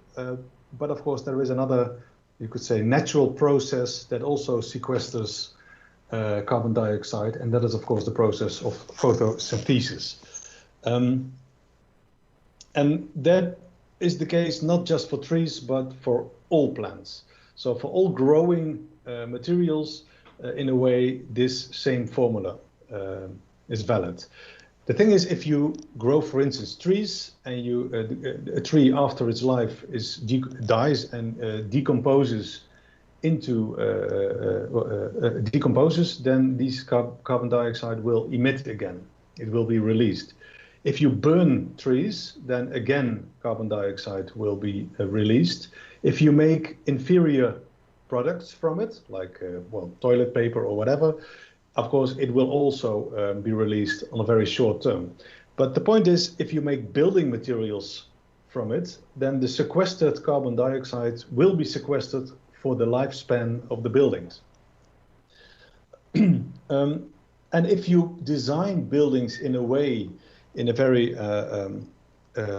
circular way, in a modular way, that you can reuse building materials after the lifespan of the first building, then of course the lifespan of the material itself will be prolonged even much further. So it's always a combination of growable, bio-based material use and designing it in a very circular way. So what I find very interesting, if you look at the Climate Accord is very much focused on this part of the carbon cycle. So where we try to emit or reduce the carbon dioxide emission. For instance, the energy transition focuses very much on reducing the emission on this side. But if you look on the other side of the carbon cycle, then sequestering carbon dioxide at the same time from the atmosphere could be a very helpful motor to help our fight against climate change.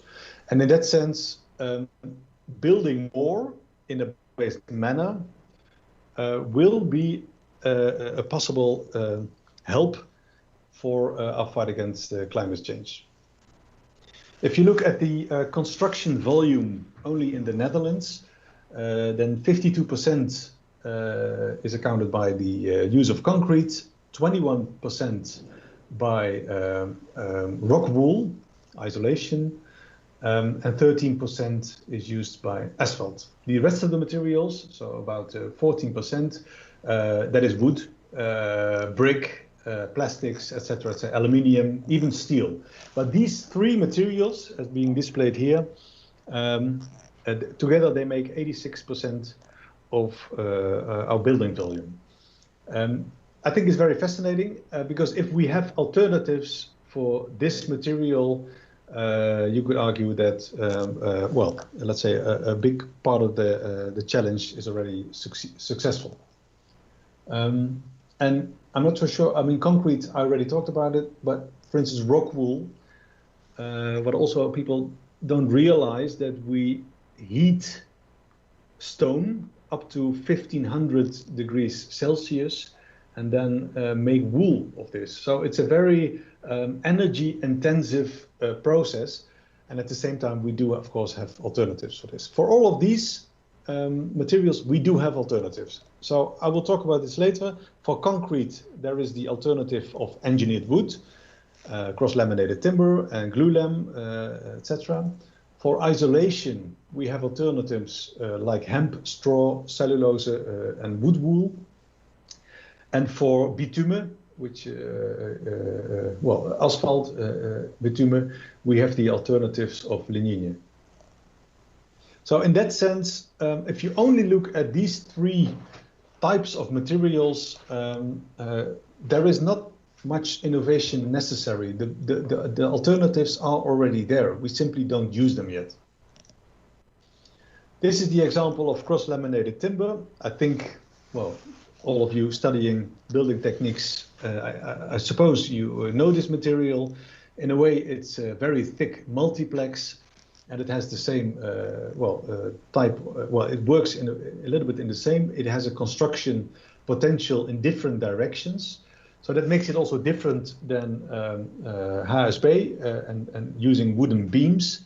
This, in a way, has the same constructional potential as concrete has. The only thing is, it's 7 times as light. So there is a totally different other type of potential related to this use of material.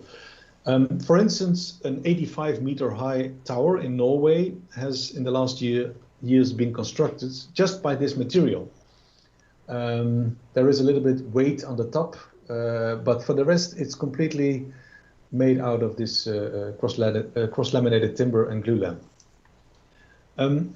And again, going back to the sequestering of carbon dioxide, just to give you some numbers, 1 cubic meter of wood that replaces stony building material saves an average of 1.1 tons of CO2. So just by not using concrete, you already save a lot of CO2 emission. But on top of that, in addition, approximately 0.9 tons of CO2 are stored in 1 cubic meter of wood. So there is a difference of 2 tons. That's very important to understand. It's not just a matter of saving carbon dioxide by not using concrete, but at the same time, you can also store carbon dioxide. That's the kind of double gain you have by using these types of material. And again, this for one building is maybe not so interesting, for 10 also not. But if you take into account that I already showed you, of course, the mondial, the worldwide numbers, but if you just look at the Netherlands, before 2030, 2035, we have to build about 1 million new homes in the Netherlands. By 2050, estimated another 1 million. And if you just look at the use of concrete, if we would build these million houses with concrete for the main construction, you would emit 55 megaton of carbon dioxide. If you will use bio-based materials, for instance these cross-laminated timber, then you would save the 55 megaton. It's a little bit less, but 55 megaton, and at the same time you would store another 45 megaton. So the difference is 100 megaton, and then of course you get to start to get into numbers. Another very important thing is that going into the energy transition, we already agreed that before 2050 we have to post-insulate 7 million homes just in the Netherlands. We calculated on this, this means 300 million cube meter of insulation that is necessary. So again, these numbers are enormous, and for this we now use this famous rock wool. But if you would use bio-based alternatives as well, you could store an enormous amount of carbon dioxide within our built environment.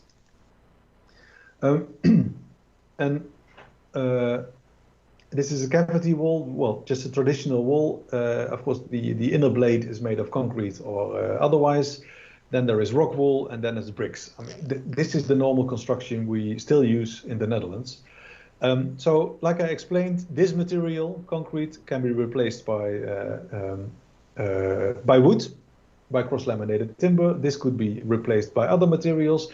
And the argument that that this is very vulnerable, maybe for moisture, here you see immediately that this all takes place on the inner side of a building. So there is, if you design it well and you have the right details, there is no moisture problem at all on the inside. What I also find interesting, that the transition can take place, especially with these two materials. That means, I mean, still you could use brick on the outside. If you have, let's say, problems living in a house that looks also made of wood. So I think this means that the transition can largely take place under the hood, so to speak. And at the same time, of course, this may be a little bit disappointing for architects because, of course, they want to also give architectural expression to these new types of material. But I think at the same time, it's also a very big opportunity because it means we could change a lot of the intrinsic, let's say, quality of the buildings, and at the same time still leave or maintain, let's say, the architecture as we know it. There are a lot of other, well, good things, so to speak, of using bio-based material. One of them is because it's such a light material, it's also you can very well prefabricate it. So, for instance, the famous example of the Jakarta Hotel in Amsterdam, these are the hotel rooms. They were completely prefabricated off-site also. There is another big opportunity for by using this material, and that is, of course, let's say it's just a matter of assembling. So the way we construct buildings now, of course, it has there are very big health issues involved. And again, this is a very important picture. Also, this tower is under construction right now in Amsterdam. I think there are also big opportunities for architecture. I speak a lot about wood and cross-laminated timber, but there are a lot of other materials. So, for instance, this is a combination with hemp fiber that are very interesting and can also be very much prefabricated. This is a milling machine in a CLT factory. It's a milling machine. It's 25 meters long. And I'm showing this because you see a cross-laminated slab inside this milling machine. And for this machine, it doesn't matter whether he has to mill this slab in a different manner than the slab before. Why is that important? Because it means that we can differentiate. So every house can be totally different than the house standing next to it. That's very important because right now we use in concrete industry, we are using molds which are always the same. So in this technique, you can much more differentiate. So there is a big opportunity for affordable mass customization. Another thing I would like to speak about is the indoor climate. I think for a lot of materials we are using right now, we are not quite sure what the toxic emission is. And what we do know is by using natural materials, it has a very positive effect on the quality of the indoor climate and on the air quality. So if you would ask, let's say, consumers, would you like to live in a bio-based house? I think most of the people will argue, well, if it's really necessary, but if you would argue that a bio-based house is also a healthier house, I think a lot of people will find it much more important. Then there is, I think, an enormous opportunity for a new type of architecture. Let's say a century ago, the so-called international style was born, and this was also based on the use of concrete. So functionalism, international style, it was very much related to a new type of material, and I think 1 century later, now going slowly into the transition of using other types of materials, I think there will also be a new opportunity for new, much more rooted architecture, where the, let's say, the expression of the material itself, this is a so-called seaweed house in Denmark, it also is related to the direct environment. So I think the region or the location specificness of architecture can be much more reinvented by using also materials that grow in the vicinity of these projects. Another thing is because of its weight, the lightness of the material, there is also a lot of potential for building upon already existing structures. So you can imagine that, well, you can, this is in the middle of Rotterdam on the Wilhelmina Pier, that you can build a kind of upper.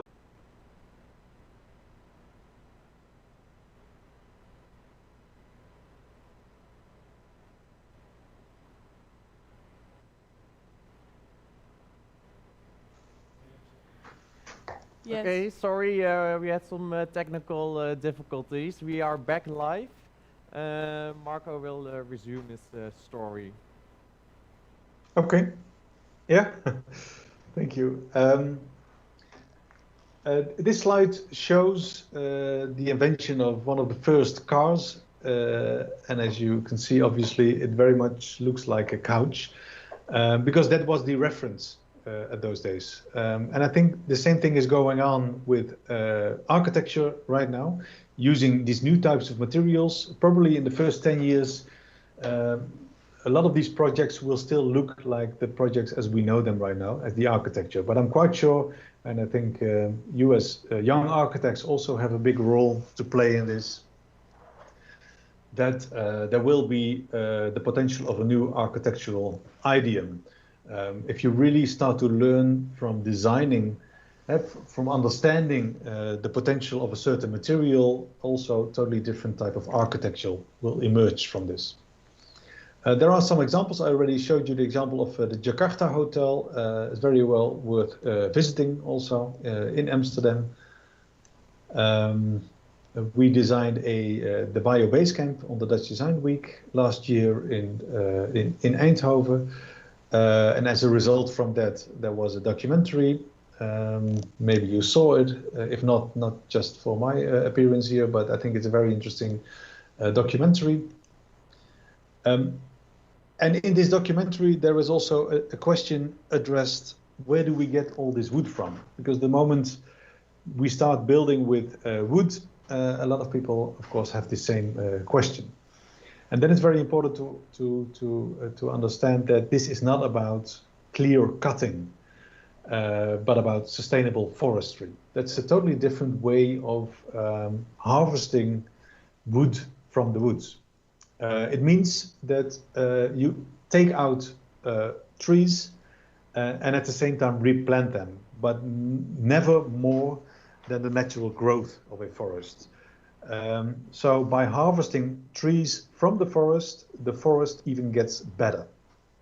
That's very important to understand.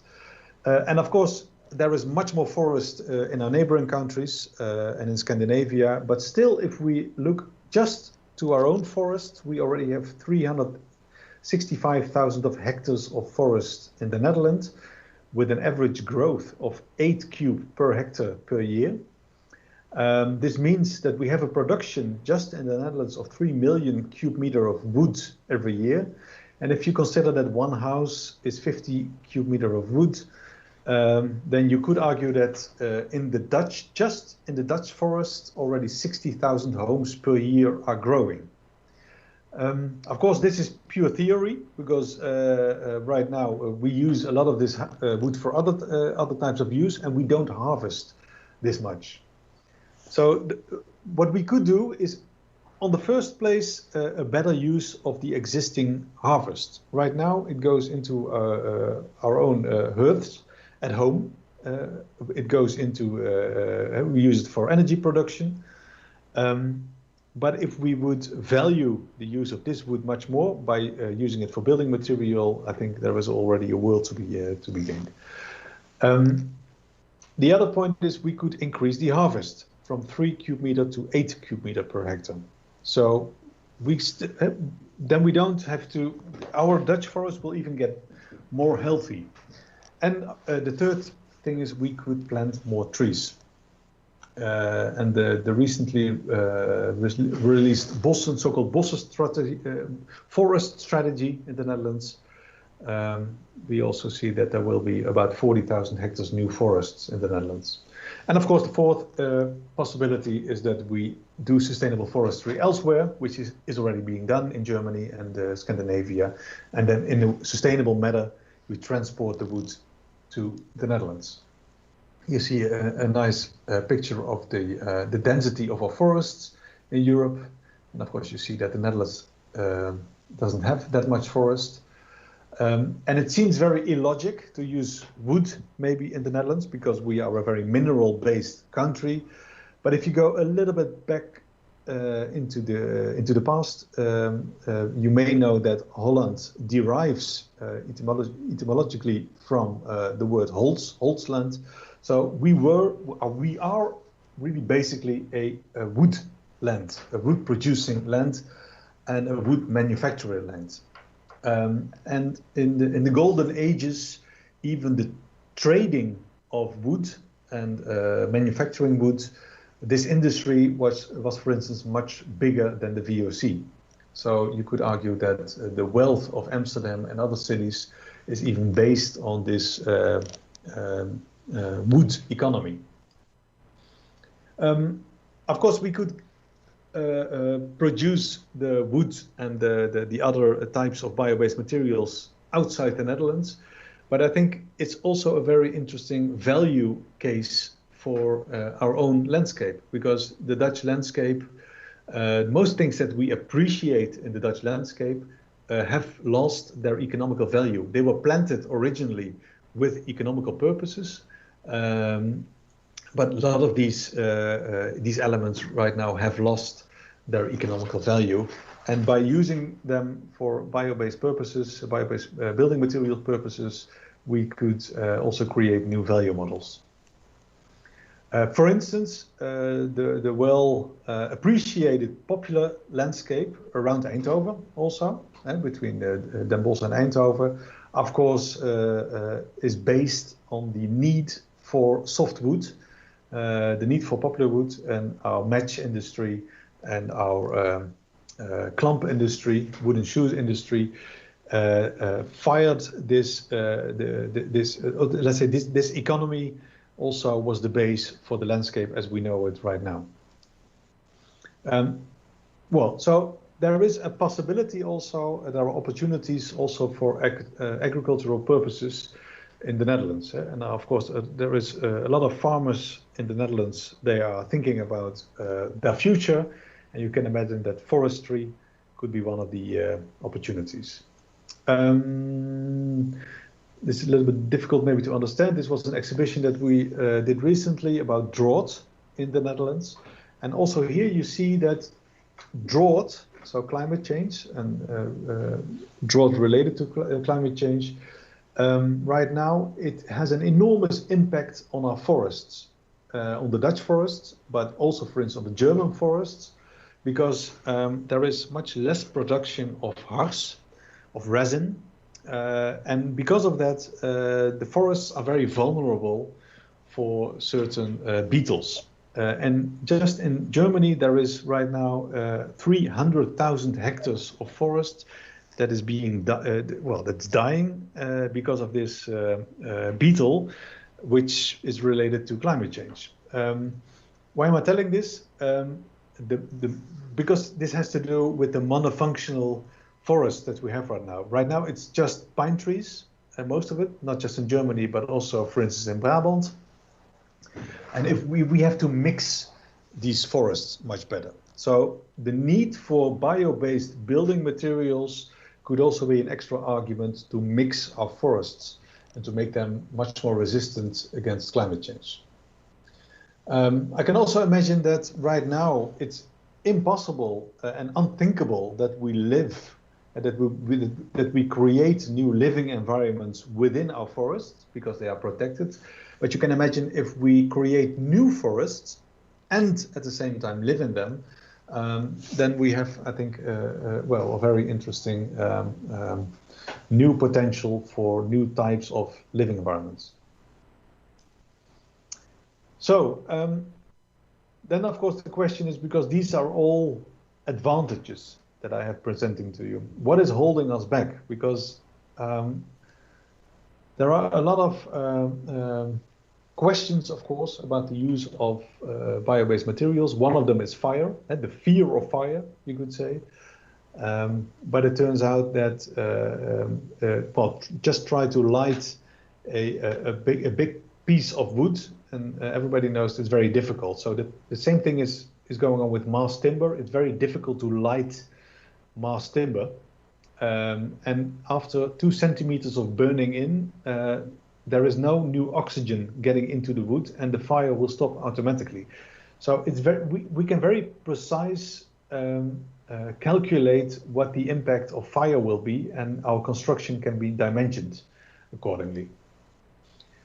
There is another question a lot of people have about moisture, as I already said, and the inferiousness of using this type of material. But there are, of course, there are a lot of examples worldwide of using bio-based facades, which are already there for centuries, and show, of course, that even using bio-based materials for the facade is a very good and interesting option. Another problem is that in the Netherlands, we have an incomplete production chain. We don't have a sorry anymore. We used to have a few years ago, but that one has closed, and we don't have CLT factories. So right now we are very much dependent on the countries, on neighboring countries. One of the factories is actually close by Eindhoven, just across the German border. But if the demand grows, I think it's just a matter of waiting until we will also have a factory like this within the Netherlands. Then there is always the question about money. Using bio-based material, roughly and averagely, is about 10% more expensive. But what's very important in this is that the true price of traditional material use is not calculated. So CO2 emission is not calculated. So that's why it's so difficult for bio-based material use to compete with traditional materials. So then the question is, how can we accelerate this transition? There's a whole series of ways to accelerate this. I will not go into all of them, but you can imagine that, well, all kind of tax profits, like with driving electric cars, helps a lot in triggering and accelerate this transition. And there is a big need, with this last one, of exemplary projects. So we need good examples. The proof is in the pudding, the eating of the pudding. We really need good examples. Already, and this is a map showing all already realized and planned bio-based projects. So there is a lot going on already right now in the Netherlands, but most of them are very small-scale projects. So for instance, this one, the CLT house of Jort Kelder in Terschelling. This one is in the plan phase, a big CLT project in Rotterdam. This is the project which we hope to execute actually next to the Faculty of Architecture, just visible here, the Dutch mountains. Here's some other pictures showing that. And of course, enormous, ambitious projects. It has, for your information, it will have a concrete core, because, well, really making the core out of mass timber is not very material efficient. So we made the concrete out of core, but for all the rest, it's made out of timber. And here you see some. By now, by the way, there are already more recent pictures, but they're not public yet. But this is one of the older pictures showing what the interior of the Dutch mountains will look like. These are some other projects we are working on right now. I want to go into this one, a water museum in the north of Brabant, a visitor center in the harbor. But I think these are all specials, but I think a lot of people, a lot of architects right now are on the quest for the so-called bio-based blockbuster. How can we design a house not necessarily looking like this, but which is really a good alternative for the blockbuster as we know it right now? And I just hope that, let's say, the future living district will also look completely different than we know it right now. Yesterday was a very important day. This report was released, and it was also brought to the Parliament. So this is a letter of our minister. And so the whole story I'm telling you right now, we wrote this report for the ministry. And what's very important about this, that it really, you know, these ideas are not just, you know, the ideas of a few architects or idealists, but slowly but surely, a lot of people get, well, understand this better and better. And if you want to go into depth, yesterday there was also a special live cast on Pakhuis de Zwijger, also releasing this report, and there was also a nice discussion going on. Okay, Joep, Rebecca, this was my presentation. I can imagine you have some questions. Good, thank you very much for that. We really enjoyed it. We do have some questions, but maybe the people at home do as well. So just like last time, use the chat box. We have it right here. I see already some questions were popping up. But first, I want to give the word to Joep for the introduction question. Yes, I have a first question. I fully agree with you that the use of bio-based materials is the future for the built environment for construction. You talked a bit about what can happen, but also what holds us back. And I was curious what you think holds us back more. Is it the construction world that cannot innovate in such a fast way, or is it the public that does not agree or is fully known with the construction from bio-based material? What do you think holds us back more? I think, yeah, well, the answer is it's both right now, because there are so few good examples. People simply don't trust, let's say, this new type of building yet, and I think that's exactly the reason why we need all these new examples also, so that you really can visit them also, and you can feel that living in a bio-based house is much more comfortable, and that's, for instance, the reason why. For instance, these Dutch mountains are very important also, because if you can imagine, if you see such a high building being constructed with mass timber with this new technique, then you could argue as a consumer, well, a single row house cannot be a problem anymore. So it's always a combination. I would say also with electric driving, there is no Prius without a Tesla. You always need a combination of projects to get a transition going.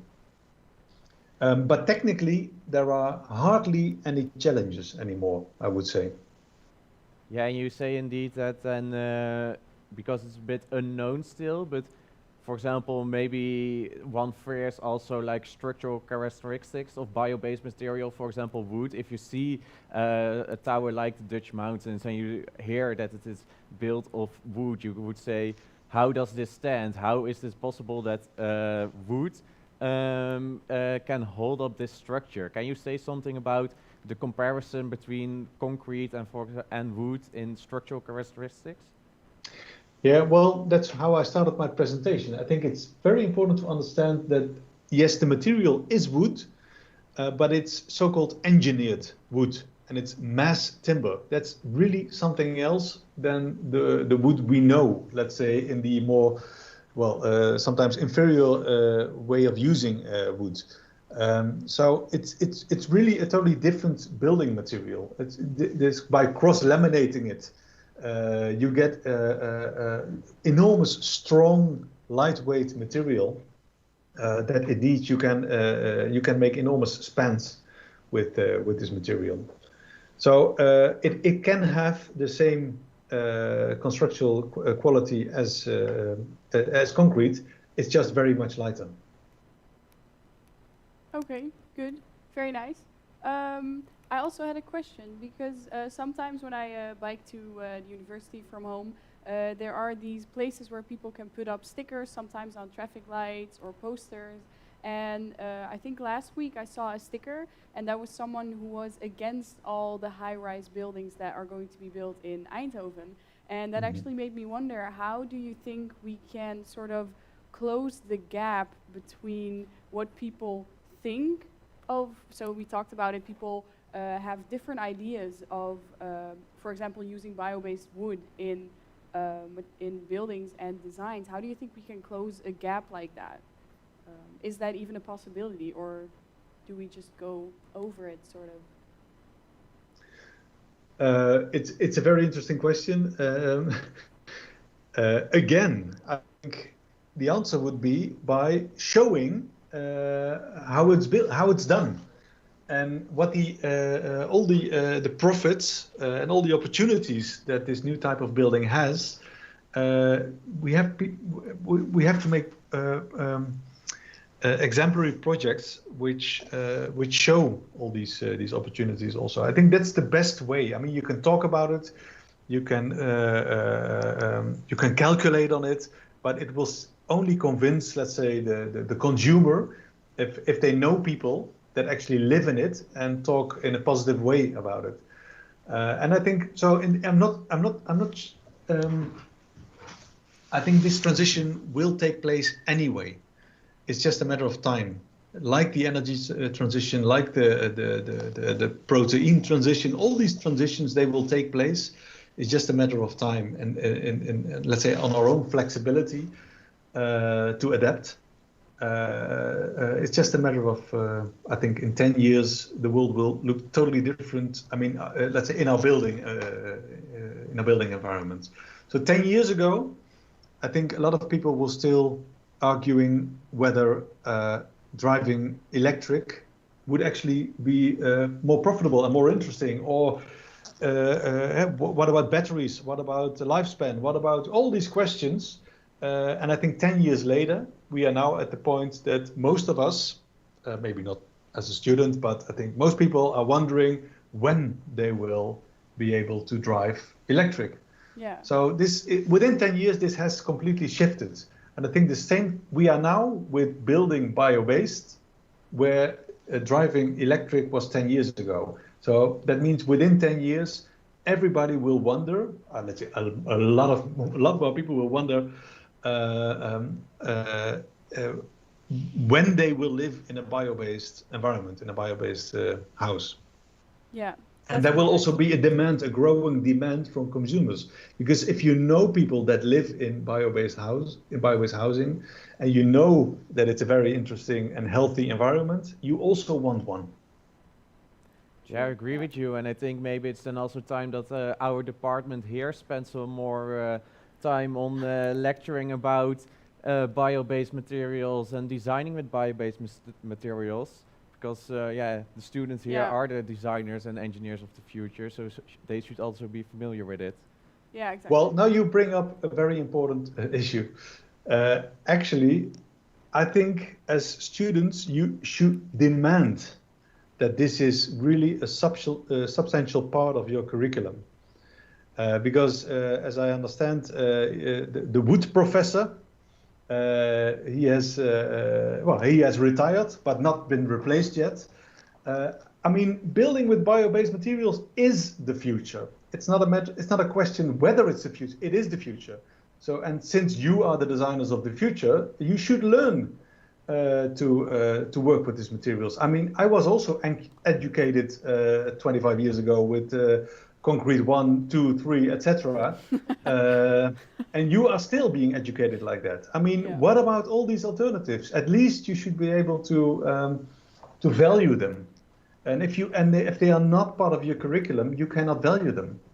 Yeah, I agree. So let's make that point clear. You should demand that it's part of your curriculum. All right. I think that's a good thing. Let's to hope that the departmental board is watching and make some changes in the coming future. And otherwise, we'll just send them the link Yeah. so they can see if Exactly. that's good. Exactly. All right. How about we go to some questions from the public? Is that okay? Yeah. Okay. For cool. me, it's fine. Yeah. We have the first question from Renske, and she asks, do we have sufficient wood species in the Netherlands that can function as structural timber? Ooh, very good question. The answer is, I see that I'm really into the blue light right now, but the question is yes, we do. Although we could use more, because right now we use pine wood mostly, because the material cross-laminated timber was invented, so to speak, in Austria and Germany, where they have a lot of pine trees. The pine tree is a very it has a very straight, simple structure, so it's very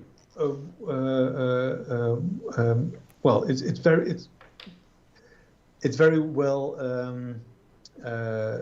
It works very well for cross-laminated timber, but other types of wood, for instance, the poplar, it can also be used. It's simply not certified yet.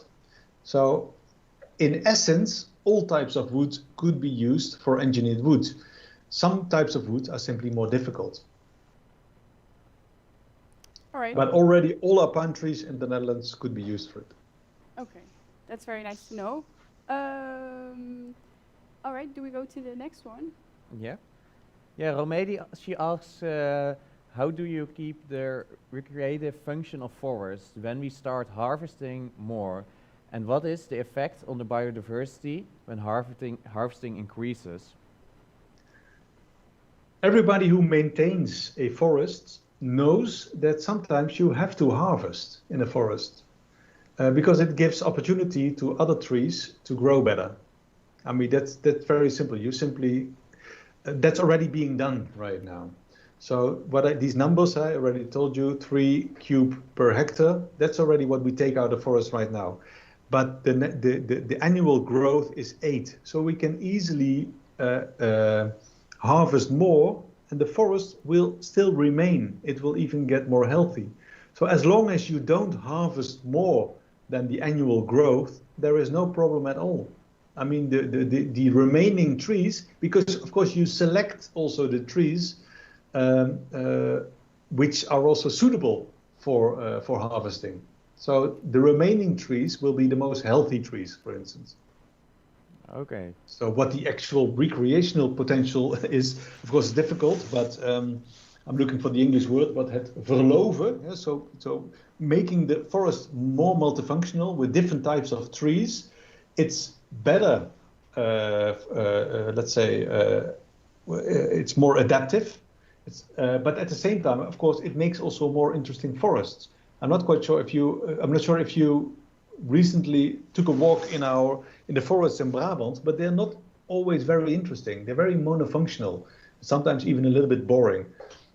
So by harvesting trees and putting back different types of trees, of course, recreational, it gets also more interesting. Okay. I hope that answers the Romee question. I think it does. All right, let's go on to the next one. The question comes from Gijs. What do you think would be the single most driving factor in increasing timber construction in the Netherlands? I mean, in the sense, what we need right now to get this going. Yeah. I think that's what he means, Yeah. That's of course the silver bullet question.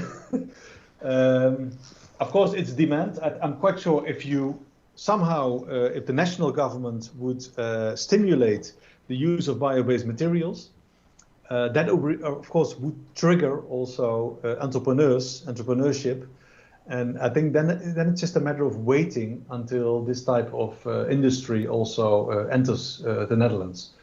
So I think for me that's the most important thing right now, because you could say, well, we have to have a factory or we have to have this, but this will all come at the moment we stimulate the demand for bio-based building. Okay, yeah, I agree with you. We have one final question from the chat at this moment. How do the total construction cost of building with timber compare to building with traditional materials? Nienke asks this. Yeah, that's. I also had a little bit attention to that in the presentation. It's about 10%, but of course that's very rough number and very averagely. So if you have a small project, the difference will be bigger. If you have a larger project, the difference will be smaller. You can imagine the advantage of using, for instance, CLT. CLT is a very industrial product in a way, even much more than concrete is. So if you upscale, then you can use the advantage of industrialization. So I'm quite sure if we start building, for instance, a bigger building or a neighborhood, then I think the difference will be zero. Maybe even building it would be more cheap. The other thing is that, again, the true price of using concrete and steel is not calculated right now. And that, of course, will change if, for instance, carbon tax or whatever, will change in the coming years, also enters the arena. And it will enter the arena. Already, I think in 2 years, we will really find that materials like concrete or steel will be taxed. And then, of course, the use of bio-based material will relatively be more cheap. So the cost of traditional materials like concrete and steel are increasing probably over the years, and the cost of wood and bio-based materials will be decreasing. Exactly. Yeah. And 10%, I mean, the number of 10%, even if you think of it, what is 10%? I mean, if it has so many other advantages in terms of health, for the landscape, climate, etc., what is, I mean, 10% is just nothing. No, Yeah. in the end, it would even be. It holds back in cheaper. business cases, in traditional business cases. It makes, of course, the difference, and that is this 10% holds us back right now to build more. Yeah, nice. In the end, it would maybe even become cheaper because you would have to invest less in other sort of preventing things that go against health. So in the end, it exactly. might even be. Yeah. Let's look forward to that. I have also a question.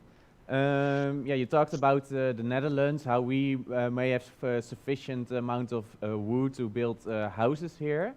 But what about, for example, countries more in the south of Europe or in the Middle East?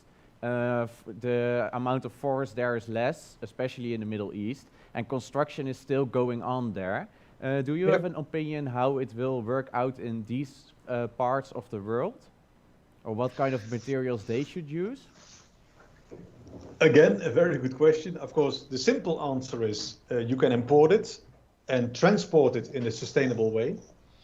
I mean, well, I think that's a very realistic option. But we talked about growing materials right now, and there is one thing it was in the presentation, but I passed by very quickly. It's a project actually nearby Eindhoven in Oorschot of all places. We are now building a so-called loopgraaf there, and we use the technique of biocementation. What we do is we inject in the earth food, so to speak, for bacteria which are in the earth, and they start producing calcium. And this calcium binds the sand. So and by doing that, it even sequesters also carbon dioxide. So there are other techniques right now we haven't explored to the full yet, which are also alternatives. And maybe in these regions, let's say the sandy regions, these kind of techniques could also be a very interesting.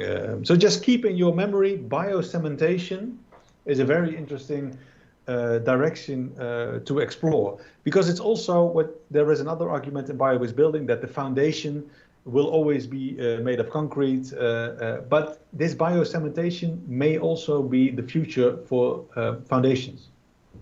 So for every part in the world, there is a solution how we can transform to bio-based building. And if not today, then I'm quite sure within 10 years.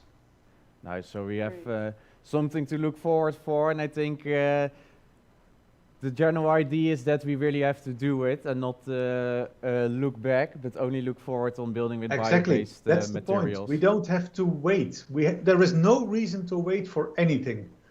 I mean, everything is there. It's just we simply have to implement it. Yeah, great. So that's a good idea to then start with, for example, implementing it also in the lectures for students here and so. So maybe we can pick that up. That would be very great. For now, I think there are no further questions from us or from the chat. Do you have any questions still, or is there anything? No. No. All right. So I sincerely hope that you will manage to get it part of your curriculum. I mean, it's so enormous important. Yeah. Because by the time this will really be upscaled, I mean, you will be the architects that have to work with it, or the building engineers. Yeah. We will share the presentation with our board, and hopefully something will change in the coming period. Thank you a lot, Marco, for the presentation. Thank you. I think it was very inspiring, and people got a good insight in building with bio-based materials. Yes, exactly. Thank you very much. Very nice. We would love to send you a gift, so let's stay in touch over email so we get an address where we can send it to. And we just want to thank you very much for participating today. Maybe in the future we will see some more from each other or the Dutch mountains looking here out of the window. Thank you a lot, Marco. Okay, thank you very much. Bye-bye. Nice weekend. Then for the rest still watching, I also want to thank you for watching, for asking the question. Hopefully you got some good insights and good topics from the speakers. Of course, you can watch back the live stream on YouTube. Don't forget to listen to all the podcasts on Spotify or read the magazine, the Rewired magazine. You can still pick it up at CHEOPS. Yeah, we still have more than plenty of enough, and maybe we will see you next year at a physical edition of Rewired. Symposium. Yeah, Rewired. Maybe something other topic then. We'll see it maybe next year. Thank you a lot, guys, for watching. Thank you. Bye-bye.